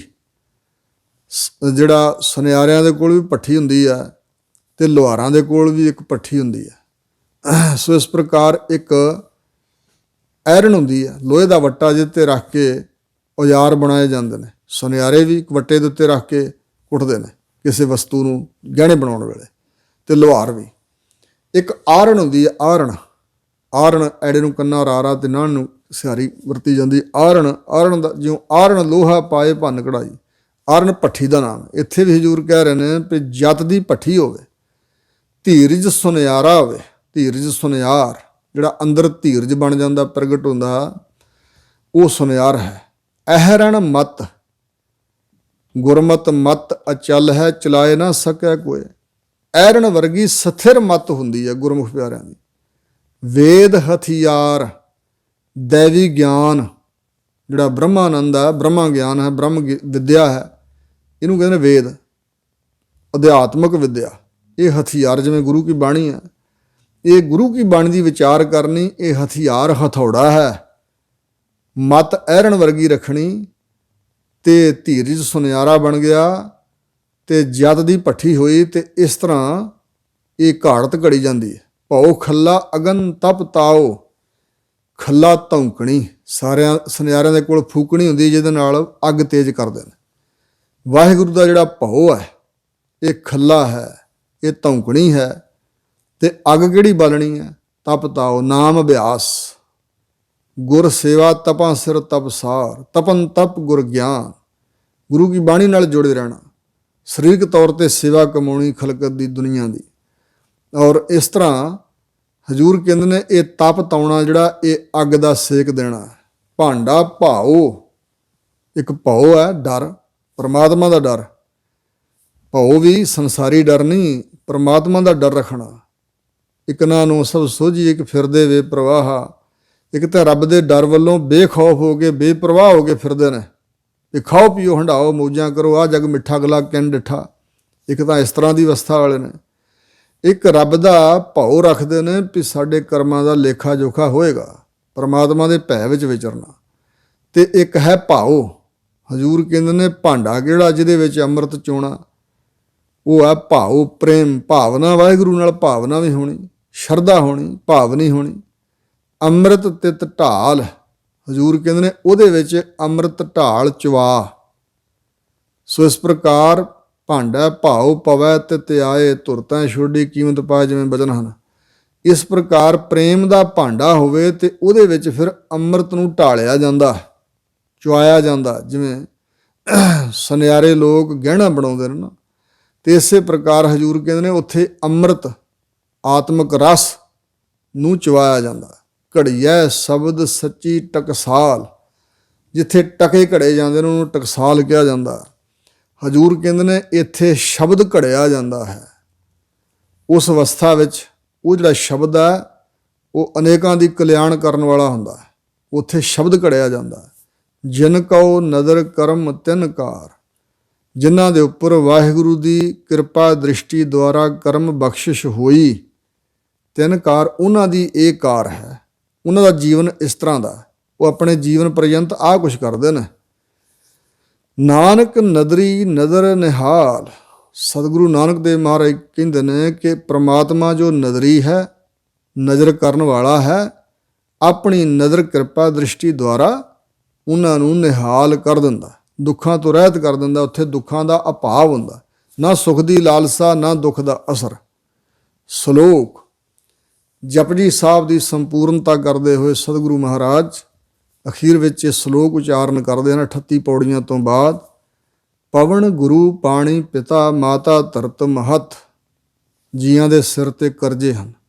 ਜਿਵੇਂ ਸਨਾਤਨ ਮਤ 'ਚ ਕਿਹਾ ਜਾਂਦਾ ਪਿਤਰ ਰਿਣ, ਮਾਤਾ ਪਿਤਾ ਦਾ ਕਰਜ਼ਾ ਸਾਡੇ ਸਿਰ ਹੈ, ਧਰਤੀ ਦਾ ਵੀ ਕਰਜ਼ਾ ਸਾਡੇ ਸਿਰ ਹੈ, ਦੇਵ ਰਿਣ, ਇਸ ਤਰ੍ਹਾਂ ਜਿਹੜੇ ਦੇਵਤੇ ਆਦਿਕ ਹਨ ਜਿਵੇਂ ਸੂਰਜ ਚੰਦਰਮਾ ਆਦਿਕ ਹੈ ਉਹ ਸਾਨੂੰ ਕਈ ਕੁਛ ਦੇ ਰਹੇ ਨੇ, ਹਵਾ ਬੜਾ ਕੁਛ ਦੇ ਰਹੀ ਆ, ਪਾਣੀ ਤੇ ਧਰਤੀ ਕਰਕੇ ਹਵਾ ਕਰਕੇ ਸਾਡਾ ਜੀਵਨ ਹੈ, ਨਹੀਂ ਤਾਂ ਜੀਵਨ ਨਾ ਰਹੇ। ਔਰ ਇਸੇ ਪ੍ਰਕਾਰ ਗੁਰੂ ਰਿਣ, ਗੁਰੂ ਨੇ ਸਾਨੂੰ ਸਿੱਖਿਆ ਦਿੱਤੀ ਹੈ, ਪਰਮਾਤਮਾ ਦਾ ਸਭ ਤੋਂ ਉੱਪਰ ਪਰਮਾਤਮਾ ਦਾ ਰਹਿਣਾ। ਅਤੇ ਇਸ ਤਰ੍ਹਾਂ ਇਹ ਰਹਿਣ ਨੇ ਕੁਝ ਕਰਜ਼ੇ ਨੇ, ਤਾਂ ਸਤਿਗੁਰੂ ਮਹਾਰਾਜ ਸਤਿਕਾਰ ਕਰਨ ਲਈ ਕਹਿ ਰਹੇ ਨੇ, ਸਿੱਖਿਆ ਦੇ ਰਹੇ ਨੇ ਵੀ ਕੀ ਹੈ ਸੰਸਾਰ ਦੇ ਜੀਵਨ ਸਾਡਾ ਕਿਵੇਂ ਚੱਲ ਰਿਹਾ। ਪਵਨ ਗੁਰੂ ਹੈ, ਕਿਉਂਕਿ ਜਦੋਂ ਕੋਈ ਉਪਦੇਸ਼ ਮਿਲਦਾ ਸ਼ਬਦ ਪਵਨ ਹਵਾ ਰਾਹੀਂ ਸਾਡੇ ਕੰਨਾਂ ਵਿੱਚ ਜਾਂਦਾ, ਹਵਾ ਨਾ ਹੋਏ ਤਾਂ ਆਵਾਜ਼ ਅੱਗੇ ਨਹੀਂ ਜਾਂਦੀ। ਪਵਨ ਗੁਰੂ ਪਾਣੀ ਪਿਤਾ, ਪਾਣੀ ਪਿਤਾ ਜਗਤ ਕਾ ਫਿਰ ਪਾਣੀ ਸਭ ਖਾਏ, ਪਾਣੀ ਸਾਡਾ ਪਿਤਾ ਹੈ, ਪਾਣੀ ਨਾ ਹੋਵੇ ਤਾਂ ਜੀਵਨ ਨਹੀਂ ਹੈ। ਮਾਤਾ ਧਰਤ ਮਹਤ, ਸਾਰੇ ਜੀਆਂ ਦੀ ਮਹਾਨ ਮਾਤਾ ਇਹ ਧਰਤੀ ਹੈ, ਇਹ ਧਰਤੀ ਮਹਾਨ ਮਾਤਾ ਹੈ ਜਿਸ 'ਤੇ ਸਾਰੇ ਜਨਮ ਲੈ ਕੇ ਅਸੀਂ ਵਿਚਰਦੇ ਹਾਂ। ਏਡਾ ਧੀਰਜ ਧਰਤੀ ਅੰਦਰ ਜਿਉਂ ਬਸਦਾ ਕੋ ਖੋਦਾ ਕੋ ਚੰਦਨ ਲੇਪ, ਭਾਵੇਂ ਤੇ ਅਸੀਂ ਗੰਦ ਪਾਉਂਦੇ ਹਾਂ, ਭਾਵੇਂ ਕੋਈ ਸਫਾਈ ਕਰਦਾ ਚੰਦਨ ਦਾ ਲੇਪਾ ਕਰਦਾ, ਭਾਵੇਂ ਕੋਈ ਪੁੱਟਦਾ ਹੈ, ਭਾਵੇਂ ਕੋਈ ਸਵਾਰਦਾ ਹੈ, ਅਨੇਕਾਂ ਬਿਰਛ ਬੂਟੇ ਉਗਦੇ ਸਾਡੇ ਸੁੱਖਾਂ ਲਈ, ਸਭ ਕੁਝ ਜੋ ਕੁਝ ਮਿਲ ਰਿਹਾ ਧਰਤੀ ਵਿੱਚੋਂ ਸਾਨੂੰ ਮਿਲ ਰਿਹਾ। ਇਸੇ ਪ੍ਰਕਾਰ ਇੰਝ ਵੀ ਅਰਥ ਕਰਦੇ ਨੇ ਵੀ ਸਤਿਗੁਰੂ ਮਹਾਰਾਜ ਪਵਨ ਦੀ ਨਿਆਈ ਨਿਰਲੇਪ ਹਨ, ਪਾਣੀ ਦੀ ਨਿਆਈ ਨਿਰਮਲ ਹਨ, ਅਤੇ ਮਹਾਨ ਧਰਤੀ ਵਰਗੀ ਮਾਤਾ ਰੂਪ ਵੀ ਸਤਿਗੁਰੂ ਜੀ ਨੇ। ਪਾਣੀ ਨਿਰਮਲ ਹੈ ਅਤੇ ਪਿਤਾ ਵਰਗਾ ਵੀ ਸਤਿਗੁਰੂ ਗੁਰਦੇਵ ਮਾਤਾ, ਗੁਰਦੇਵ ਪਿਤਾ, ਗੁਰਦੇਵ ਸਵਾਮੀ ਪਰਮੇਸ਼ਰ, ਸਤਿਗੁਰੂ ਪਿਤਾ ਰੂਪ ਵੀ ਨੇ, ਸਤਿਗੁਰੂ ਮਾਤਾ ਰੂਪ ਵੀ ਨੇ, ਅਤੇ ਧਰਤੀ ਵਰਗਾ ਧੀਰਜ ਵੀ ਹੈ ਸਤਿਗੁਰਾਂ ਦੇ ਅੰਦਰ, ਮਹਾਨਤਾ ਵੀ ਹੈ ਜਿਵੇਂ ਧਰਤੀ ਬੜੀ ਮਹਾਨ। ਦਿਵਸ ਰਾਤ ਦੋਏ ਦਾਈ ਦਾਇਆ, ਦਿਨ ਅਤੇ ਰਾਤ ਦੋ ਇਹ ਦਾਈ ਅਤੇ ਦਾਇਆ ਹਨ। ਦਾਈ ਹੁੰਦੀ ਹੈ ਦਿਨ ਵੇਲੇ ਜਿਹੜੀ ਖਿਡਾਉਂਦੀ ਹੈ, ਵਾਹਿਗੁਰੂ। ਦਾਈ ਰਾਤ ਨੂੰ ਜਿਵੇਂ ਸੰਭਾਲਦੀ ਹੈ ਬੱਚਿਆਂ ਨੂੰ, ਅਤੇ ਦਾਇਆ ਖਿਡਾਵਾ ਹੁੰਦਾ, ਖਿਡਾਵੀ ਅਤੇ ਖਿਡਾਵਾ। ਰਾਤ ਦਾਈ ਹੈ ਅਤੇ ਦਿਨ ਖਿਡਾਵਾ ਹੈ, ਦਿਨ ਚੜ੍ਹਦਾ ਅਤੇ ਸਾਰੇ ਲੋਕ ਕਾਰਾਂ ਵਿਹਾਰਾਂ 'ਚ ਲੱਗ ਜਾਂਦੇ ਨੇ। ਖੇਲੈ ਸਗਲ ਜਗਤ, ਸਾਰਾ ਜਗਤ ਇਸ ਤਰ੍ਹਾਂ ਖੇਡਦਾ ਪਿਆ, ਰੱਬ ਦਾ ਬਣਾਇਆ ਹੋਇਆ ਇਹ ਖੇਡ, ਇਹ ਖੇਲ ਹੈ, ਤਮਾਸ਼ਾ ਹੈ, ਸਾਰਾ ਜਗਤ ਇਸ ਤਮਾਸ਼ੇ 'ਚ ਖੇਲਦਾ ਪਿਆ। ਚੰਗਿਆਈਆਂ ਬੁਰਿਆਈਆਂ ਵਾਚੈ ਧਰਮ ਹਦੂਰ, ਧਰਮ ਰਾਜਾ ਵਾਹਿਗੁਰੂ ਜੀ ਦੀ ਹਜ਼ੂਰੀ ਵਿੱਚ, ਭਾਵ ਰੱਬ ਦੇ ਭੈ ਦੇ ਅੰਦਰ, ਜੀਆਂ ਦੀਆਂ ਚੰਗਿਆਈਆਂ ਅਤੇ ਬੁਰਾਈਆਂ ਜੋ ਇਸ ਮਾਤਲੋਕ ਦੀ ਧਰਤੀ 'ਤੇ ਜੀਆਂ ਨੇ ਕਮਾਈਆਂ ਹਨ, ਉਹਨਾਂ ਨੂੰ ਫਿਰ ਅਖੀਰ ਨੂੰ ਵਾਚਦਾ ਹੈ। ਕਰਮੀ ਆਪੋ ਆਪਣੀ ਕੇ ਨੇੜਾ ਹੈ ਕੇ ਦੂਰ, ਆਪੋ ਆਪਣੇ ਕਰਮਾਂ ਦੇ ਅਨੁਸਾਰ ਕੋਈ ਵਾਹਿਗੁਰੂ ਜੀ ਦੇ ਨਜ਼ਦੀਕ ਹੋ ਜਾਂਦਾ, ਨੇੜੇ ਹੋ ਜਾਂਦਾ, ਕਿਸੇ ਦੀ ਦੂਰੀ ਬਣੀ ਰਹਿੰਦੀ ਹੈ। ਕੋਈ ਆਪਣੇ ਮਾੜੇ ਕਰਮਾਂ ਕਰਕੇ ਮਨੁੱਖ ਜਾਮਾ ਭੋਗ ਕੇ ਵੀ ਹੋਰ ਦੂਰ ਹੋ ਜਾਂਦਾ। ਜਿਨੀ ਨਾਮ ਧਿਆਇਆ ਗਏ ਮਸਕਤ ਘਾਲ, ਇੱਕ ਫਾਰਸੀ ਭਾਸ਼ਾ ਦਾ ਸ਼ਬਦ ਹੈ, ਜਾਂ ਮੇਰੇ ਖਿਆਲ ਅਰਬੀ ਦਾ ਮੁਸ਼ੱਕਤ, ਅਤੇ ਆਮ ਤੌਰ 'ਤੇ ਇਹ ਸਮਝ ਲਿਆ ਵਿਦਵਾਨਾਂ ਨੇ ਵੀ ਸ਼ਾਇਦ ਇਹ ਉਹੀ ਸ਼ਬਦ ਹੈ, ਪਰ ਕੁਝ ਦਾਨੇ ਭਾਸ਼ਾ ਵਿਗਿਆਨੀ ਕਹਿ ਰਹੇ ਨੇ ਕਿ ਨਹੀਂ, ਇਹ ਉਹ ਮੁਸ਼ੱਕਤ ਨਹੀਂ, ਉਹਦੇ ਮੰਮੇ ਨੂੰ ਔਂਕੜ ਹੁੰਦਾ ਅਤੇ ਮੁਸ਼ੱਕਤ ਬੋਲਿਆ ਜਾਂਦਾ। ਇਹ ਮਸਕਤ ਸ਼ਬਦ ਹੈ। ਜਿਨੀ ਨਾਮ ਧਿਆਇਆ ਗਏ ਮਸਕਤ ਘਾਲ, ਘਾਲਣਾ ਮਿਹਨਤ ਕਰਕੇ ਅਤੇ ਮਿਹਨਤਾਨਾ ਲੈ ਕੇ ਆਪਣੀ ਘਾਲ ਕਮਾਈ ਸਫਲੀ ਕਰਕੇ ਗਏ। ਜਿਨੀ ਨਾਮ ਧਿਆਇਆ ਗਏ ਮਸਕਤ ਘਾਲ, ਜੇ ਤੇ ਇਕੱਲੀ ਮਿਹਨਤ ਹੀ ਘਾਲੀ ਹੋਏ, ਘਾਲਣਾ ਹੀ ਘਾਲੀ ਹੋਵੇ, ਫਿਰ ਤੇ ਚਲੇ ਗਏ, ਫਲ ਦੀ ਗੱਲ ਨਹੀਂ ਹੈ। ਪਰ ਇੱਥੇ ਉਹ ਦਾਨੇ ਕਹਿ ਰਹੇ ਨੇ, ਡਾਕਟਰ ਹਰਕੀਰਤ ਸਿੰਘ ਵਰਗੇ ਜਾਂ ਗਿਆਨੀ ਇੰਦਰ ਸਿੰਘ ਜੀ ਹੋਏ ਨੇ ਭਾਸ਼ਾ ਵਿਗਿਆਨੀ, ਉਹ ਕਹਿੰਦੇ ਨੇ ਇੱਥੇ ਘਾਲ ਅਤੇ ਘਾਲੀ ਅਤੇ ਮਸਕਤ, ਭਾਵ ਸਫਲੀ ਘਾਲ ਘਾਲ ਕੇ ਇਸ ਦੁਨੀਆ ਤੋਂ ਗਏ ਨੇ। ਜਿਨ੍ਹਾਂ ਨੇ ਪਰਮੇਸ਼ਰ ਦੇ ਨਾਮ ਦਾ ਧਿਆਨ ਕੀਤਾ, ਨਾਮ ਆਰਾਧਿਆ ਹੈ, ਉਹ ਗਏ ਹਨ ਸਫਲੀ ਘਾਲ ਕਰਕੇ, ਆਪਣੀ ਘਾਲ ਕਮਾਈ ਨੂੰ ਸਫਲੀ ਕਰਕੇ ਲੈ ਕੇ ਗਏ ਨੇ। ਨਾਨਕ ਤੇ ਮੁੱਖ ਉਜਲੇ, ਹਜ਼ੂਰ ਸਤਿਗੁਰੂ ਜੀ ਕਹਿੰਦੇ ਨੇ ਉਹ ਮੁੱਖ ਉਜਲੇ ਹੋਏ ਦੋਵਾਂ ਜਹਾਨਾਂ 'ਚ, ਇੱਥੇ ਵੀ ਰੱਬ ਦੀ ਦਰਗਾਹ ਵਿੱਚ ਵੀ। ਕੀਤੀ ਛੁੱਟੀ ਨਾਲ, ਕਿੰਨੀ ਖਲਕਤ, ਕਿੰਨੀ ਦੁਨੀਆ, ਕਿੰਨੀ ਸ੍ਰਿਸ਼ਟੀ ਉਹਨਾਂ ਦੇ ਨਾਲ ਹੋਰ ਵੀ ਛੁੱਟ ਗਈ। ਭਾਵ ਹਰ ਇੱਕ ਸਾਥ ਆਇਆ ਵਰਸਾਣੇ ਬਹੁ ਤੇਰੇ, ਤਿਸ ਲਗ ਮੁਕਤ ਭਏ ਕਨੇਰੇ। ਗੁਰਮੁਖ ਕੋਟ ਉਧਾਰਦਾ ਦੇ ਨਾਵੈ ਇੱਕ ਕਣੀ, ਜਿਸ ਦੇ ਹਿਰਦੇ 'ਚ ਨਾਮ ਹੈ ਉਹ ਗੁਰਮੁਖ ਦਾ ਜੀਵਨ ਹੋਰ ਕਰੋੜਾਂ ਦੇ ਉਧਾਰ ਦਾ ਕਾਰਨ ਬਣਦਾ। जो मन चित एक अराध दे तिन की बरकत खाहे असंख करोड़े। अगर जे रब दे संत भगत ऋषि मुनि होए ने, बंदगियां वाले लोग होए ने, ते तां ही अगे आस्तिकपਣਾ ਚੱਲਦਾ। ਆਸਤਿਕਤਾ, ਰੱਬ ਦੀ ਹੋਂਦ ਤੇ ਵਿਸ਼ਵਾਸ ਤਾਂ ਹੀ ਦੁਨੀਆ ਵਿੱਚ ਚੱਲ ਰਿਹਾ। ਜੇ ਨਾ ਹੋਏ ਹੁੰਦੇ ਕੋਈ ਵੀ ਭਗਤ ਸੰਤ, ਫਿਰ ਦੁਨੀਆ ਵਿੱਚ ਵਿਸ਼ਵਾਸ ਹੀ ਨਹੀਂ ਸੀ ਰਹਿਣਾ ਕਿ ਰੱਬ ਵੀ ਕੋਈ ਹੈ। ਜਿਵੇਂ ਨਾਸਤਿਕ ਐਸਾ ਪ੍ਰਚਾਰ ਕਰ ਰਹੇ ਦਲੀਲਾਂ ਨਾਲ ਵੀ ਰੱਬ ਦੀ ਕੋਈ ਹੋਂਦ ਨਹੀਂ। ਇਹ ਰੱਬ ਦੇ ਦਾ ਜਿਹੜਾ ਨਾ ਫੁਰਨਾ ਗੱਲਬਾਤ, ਇਹ ਕਿਸੇ ਸ਼ੈਤਾਨ ਦਿਮਾਗ ਦੀ ਕਾਢ ਆ। ਰੱਬ ਦੇ ਬਾਰੇ ਪ੍ਰਚਾਰ, ਇਹ ਨਾਸਤਿਕ ਕਿਉਂ ਕਹਿੰਦੇ ਨੇ। ਸੋ ਇਸ ਪ੍ਰਕਾਰ ਜਿਹੜੇ ਨਾਮ ਦੀ ਕਮਾਈ ਕਰਦੇ ਨੇ, ਰੱਬ ਦੀ ਬੰਦਗੀ ਕਰਦੇ ਹਨ, ਉਹ ਤੇ ਮੁੱਖ ਉਜਲੇ ਹੋਏ ਹੀ। ਕਿੰਨੀ ਦੁਨੀਆ ਉਹਨਾਂ ਦੇ ਨਾਲ ਖਲਕਤ ਸ੍ਰਿਸ਼ਟੀ ਹੋਰ ਵੀ ਛੁੱਟ ਗਈ। ਜਿਵੇਂ ਰਾਜੇ ਜਨਕ ਬਾਰੇ ਹੀ ਭਾਈ ਗੁਰਦਾਸ ਜੀ ਕਹਿੰਦੇ ਨੇ, ਭਗਤ ਵੱਡਾ ਰਾਜਾ ਜਨਕ ਹੈ, ਗੁਰਮੁਖ ਮਾਇਆ ਵਿੱਚ ਉਦਾਸੀ। ਦੇਵ ਲੋਕ ਨੂੰ ਚੱਲਿਆ ਗਣ ਗੰਧਰਵ ਸਭਾ ਸੁਖ ਵਾਸੀ। ਜੰਪੁਰ ਕਿਆ ਪੁਕਾਰ ਸੁਣ ਵਿਲਲਾਵਨ ਜੀ ਨਰਕ ਨਿਵਾਸੀ। ਧਰਮ ਰਾਏ ਨੂੰ ਆਖਿਓਨ ਸਭਨਾਂ ਦੀ ਕਰ ਬੰਦ ਖਲਾਸੀ। ਕਰੇ ਬੇਨਤੀ ਧਰਮ ਰਾਏ ਹੋਂ ਸੇਵਕ ਠਾਕੁਰ ਵਿਨਾਸੀ। ਗਹਿਣੇ ਧਰਿਓ ਨੇ ਇੱਕ ਨਾਮ ਪਾਪਾ ਨਾਲ ਕਰੇ ਨਿਰਜਾਸੀ। ਪਸੰਗ ਪਾਪ ਨਾ ਪੁਜਨੀ ਗੁਰਮੁਖ ਨਾਉ ਅਤੁਲ ਨਾ ਤੁਲਾਸੀ। ਇਸ ਪ੍ਰਕਾਰ ਨਰਕੋਂ ਛੁੱਟੇ ਜੀ ਜੰਤ ਕੱਟੀ ਗਲੋਂ ਸਿਲਕ ਜਮ ਫਾਸੀ। ਮੁਕਤ ਜੁਗਤ ਨਾਵੈ ਦੀ ਦਾਸੀ। ਕਰੋੜਾਂ ਲੋਕਾਂ ਨੂੰ ਕਹਿੰਦੇ ਨਰਕਾਂ ਚੋਂ ਕਢਾਤਾ ਰਾਜਾ ਜਨਕ ਜੀ ਨੇ, ਇੱਕ ਘੜੀ ਦੇ ਸਿਮਰਨ ਦੀ ਬਰਕਤ ਨਾਲ। ਸੋ ਇਸ ਪ੍ਰਕਾਰ ਹੀ ਬੇਅੰਤ ਹੋਰ ਵੀ ਮਿਸਾਲਾਂ ਨੇ। ਇੱਕ ਨਸ਼ਹਿਰਾ ਢਾਲਾ ਪਿੰਡ ਆ, ਨਗਰ ਹੈ ਅੰਮ੍ਰਿਤਸਰ ਜ਼ਿਲ੍ਹੇ 'ਚ। ਉੱਥੇ ਦੇ ਜੱਲਣ ਜੀ ਹੋਏ ਨੇ, ਤਾਂ ਕਹਿੰਦੇ ਰੋਜ਼ ਉਹ ਸੈਰ ਨੂੰ ਬਾਹਰ ਜਾਂਦੇ ਸੀ, ਅਤੇ ਪਿੰਡ ਦੇ ਬਾਹਰ ਪਗਡੰਡੀ ਦੇ ਉੱਪਰ ਇੱਕ ਸ਼ਾਹੂਕਾਰ ਦਾ ਘਰ ਸੀ। ਉਹ ਨਮਸਕਾਰ ਕਰਦਾ ਸੀ, ਸਤਿਕਾਰ ਕਰਦਾ ਸੀ, ਅਤੇ ਕਹਿੰਦਾ ਸੀ ਰੱਬ ਦੇ ਸੰਤੋ ਆਓ ਕੋਈ ਜਲ ਪਾਣੀ ਛਕਾਈਏ, ਸੇਵਾ ਕਰੀਏ। ਉਹਦੇ ਕੋਲੋਂ ਸੇਵਾ ਕਦੇ ਨਹੀਂ ਸੀ ਕਰਾਈ, ਪਰ ਇਹ ਖਿਆਲ ਕਰਕੇ ਕਿ ਇਹ ਮੇਰੇ ਪ੍ਰਤੀ ਕਿਉਂ ਇੰਨਾ ਝੁਕਦਾ। ਮੇਰੇ ਕੋਲ ਤਾਂ ਕੋਈ ਧਨ ਨਹੀਂ, ਮੈਂ ਤਾਂ ਕੋਈ ਅਮੀਰ ਬੰਦਾ ਨਹੀਂ ਹਾਂ। ਸਿਰਫ ਰੱਬ ਦੇ ਨਾਮ ਦਾ ਧਨ ਸਾਡੇ ਕੋਲ ਆ, ਅਤੇ ਇਹ ਰੱਬ ਦੇ ਨਾਮ ਅੱਗੇ ਝੁਕਦਾ, ਇਹਨੂੰ ਫਲ ਮਿਲਣਾ ਚਾਹੀਦਾ। ਤਾਂ ਵਾਚ ਕੇ ਅਗੰਮ ਨੂੰ ਆਪਣੀ ਧਰਮ ਪਤਨੀ ਰਾਮਕੀ ਨੂੰ ਕਹਿਣ ਲੱਗੇ, ਤੂੰ ਪਹਿਲਾਂ ਜਾ ਰਹੀ ਆ, ਤੇਰੇ ਸਵਾਸ ਪਹਿਲਾਂ ਪੂਰੇ ਹੋ ਰਹੇ ਨੇ। ਉਹ ਸਾਡੇ ਪਿੰਡ ਵਾਲਾ ਜੋ ਸ਼ਾਹੂਕਾਰ ਆ, ਉਹਦੇ ਸਵਾਸ ਬਾਅਦ 'ਚ ਪੂਰੇ ਹੋਣੇ। ਅਤੇ ਤੂੰ ਧਰਮਰਾਜ ਨੂੰ ਸਾਡਾ ਸੁਨੇਹਾ ਦੇ ਦੇ ਕਿ ਉਹਦਾ ਹਿਸਾਬ ਕਿਤਾਬ ਖਤਮ ਕਰ ਦੇ, ਉਹਨੂੰ ਦੁੱਖ ਨਹੀਂ ਮਿਲਣਾ ਚਾਹੀਦਾ, ਉਹਦੇ ਕਰਮਾਂ ਦਾ ਲੇਖਾ ਜੋਖਾ ਪਾੜ ਦੇ। ਕਹਿਣ ਲੱਗੇ ਸਤ ਬਚਨ। ਰਾਮ ਕੀ ਚੜ੍ਹਾਈ ਕਰਨ ਤੋਂ ਬਾਅਦ ਫਿਰ ਜਿਉਂਦੀ ਹੋਈ ਸੀ। ਸੰਤ ਜੀ ਨਾਰਾਜ਼ ਹੋਏ ਕਿ ਰੱਬ ਦੇ ਹੁਕਮ 'ਚ ਦਖਲਅੰਦਾਜ਼ੀ ਕਿਉਂ, ਵਾਪਸ ਕਿਉਂ ਆਈ। ਕਹਿਣ ਲੱਗੀ ਜੀ ਤੁਹਾਡੇ ਸੁਨੇਹੇ ਦਾ ਜੋ ਜਵਾਬ ਦਿੱਤਾ ਧਰਮਰਾਜ ਨੇ, ਉਹ ਦੱਸਣਾ ਹੀ। ਅੱਛਾ ਦੱਸ ਕੀ ਕਿਹਾ। ਧਰਮਰਾਜ ਨੇ ਕਿਹਾ ਜੀ ਭਾਵੇਂ ਸਾਰਾ ਪਿੰਡ ਹੀ ਛਡਾ ਲਓ, ਹੁਕਮ ਕਰੋ ਸਾਰਾ ਪਿੰਡ ਦਾ ਹੀ ਲੇਖਾ ਜੋਖਾ ਪਾੜ ਦਈਏ, ਸਾਰੇ ਨਗਰ ਨਿਵਾਸੀਆਂ ਦਾ, ਜਾਂ ਕਿੰਨੇ ਕੁ ਲੋਕਾਂ ਦਾ ਹਿਸਾਬ ਕਿਤਾਬ ਨਿਬੇੜਨਾ। ਤਾਂ ਉਹ ਕਹਿਣ ਲੱਗੇ ਨਹੀਂ, ਅਸੀਂ ਰੱਬ ਦੇ ਹੁਕਮ 'ਚ ਦਖਲਅੰਦਾਜ਼ੀ ਨਹੀਂ ਕਰਦੇ, ਆਪੋ ਆਪਣੇ ਕਰਮਾਂ ਦਾ ਫਲ ਲੋਕ ਭੋਗਣਗੇ। ਉਹ ਤਾਂ ਰੱਬ ਦੇ ਨਾਮ ਅੱਗੇ ਝੁਕਦਾ ਸੀ, ਅਤੇ ਸਾਨੂੰ ਫੁਰਨਾ ਆ ਗਿਆ, ਖਿਆਲ ਆ ਗਿਆ ਵੀ ਇਹਨੂੰ ਫਲ ਮਿਲਣਾ ਚਾਹੀਦਾ, ਇਸ ਕਰਕੇ ਉਹਨੂੰ ਕਹੀਂ ਉਹਦਾ ਹਿਸਾਬ ਕਿਤਾਬ ਪਾੜ ਦੇ। ਸੋ ਇਸ ਪ੍ਰਕਾਰ ਕਿੰਨੀ ਦੁਨੀਆ, ਉਹਨਾਂ ਦੇ ਦਰਸ਼ਨ ਮੇਲੇ ਕਰਨੇ, ਉਹਨਾਂ ਤੋਂ ਉਪਦੇਸ਼ ਸੁਣਨਾ। ਜਿਵੇਂ ਕਬੀਰ ਜੀ ਬਾਰੇ ਆ ਵੀ 9 ਕਰੋੜ ਲੋਕਾਂ ਦਾ ਭਲਾ ਕਬੀਰ ਜੀ ਨੇ ਕੀਤਾ। ਜਿੱਥੇ ਇੱਕ ਸਾਧੂ ਸੰਤ ਗੁਰਮੁਖ ਪੈਦਾ ਹੁੰਦਾ, ਉਹਦੀ ਸੰਗਤ ਦੁਆਰਾ ਅਨੇਕਾਂ ਲੋਕ ਤਰਦੇ ਹਨ, ਮਨਮੁਖ ਤੋਂ ਗੁਰਮੁਖ ਬਣ ਜਾਂਦੇ ਨੇ, ਨਾਸਤਿਕ ਤੋਂ ਆਸਤਿਕ ਬਣ ਕੇ ਸੰਸਾਰ ਤੋਂ ਤੁਰਦੇ ਨੇ। ਬੇਅੰਤ ਮਿਸਾਲਾਂ ਇਸ ਸੰਬੰਧ ਵਿੱਚ ਹਨ। ਸਤਿਗੁਰੂ ਮਹਾਰਾਜ ਕਿਰਪਾ ਕਰਨ। ਇੱਥੇ ਜਪ ਸਾਹਿਬ ਬਾਣੀ ਸੰਪੂਰਨ ਹੋਈ ਹੈ, ਅਤੇ ਇਸ ਤੋਂ ਅੱਗੇ ਜੋ ਰਹਿ ਰਾਸ ਸਾਹਿਬ ਦੇ ਸ਼ਬਦ ਹਨ, ਉਹਨਾਂ ਦੀ ਵਿਚਾਰ ਆਪਾਂ ਆਉਣ ਵਾਲੇ ਦਿਨਾਂ ਵਿੱਚ ਗੁਰੂ ਕਿਰਪਾ ਸਦਕਾ ਕਰਾਂਗੇ, ਸੁਣਾਂਗੇ। ਅੱਜ ਦੀਆਂ ਗਲਤੀਆਂ ਦੀ ਸਤਿਗੁਰੂ ਜੀ ਅਤੇ ਗੁਰੂ ਕੀ ਸੰਗਤ ਨੇ ਖਿਮਾ ਬਖਸ਼ ਦੇਣੀ, ਅੱਗੇ ਵਾਸਤੇ ਸੁਮਤ ਬਖਸ਼ਣੀ ਜੀ। ਵਾਹਿਗੁਰੂ ਜੀ ਕਾ ਖਾਲਸਾ, ਵਾਹਿਗੁਰੂ ਜੀ ਕੀ ਫਤਿਹ।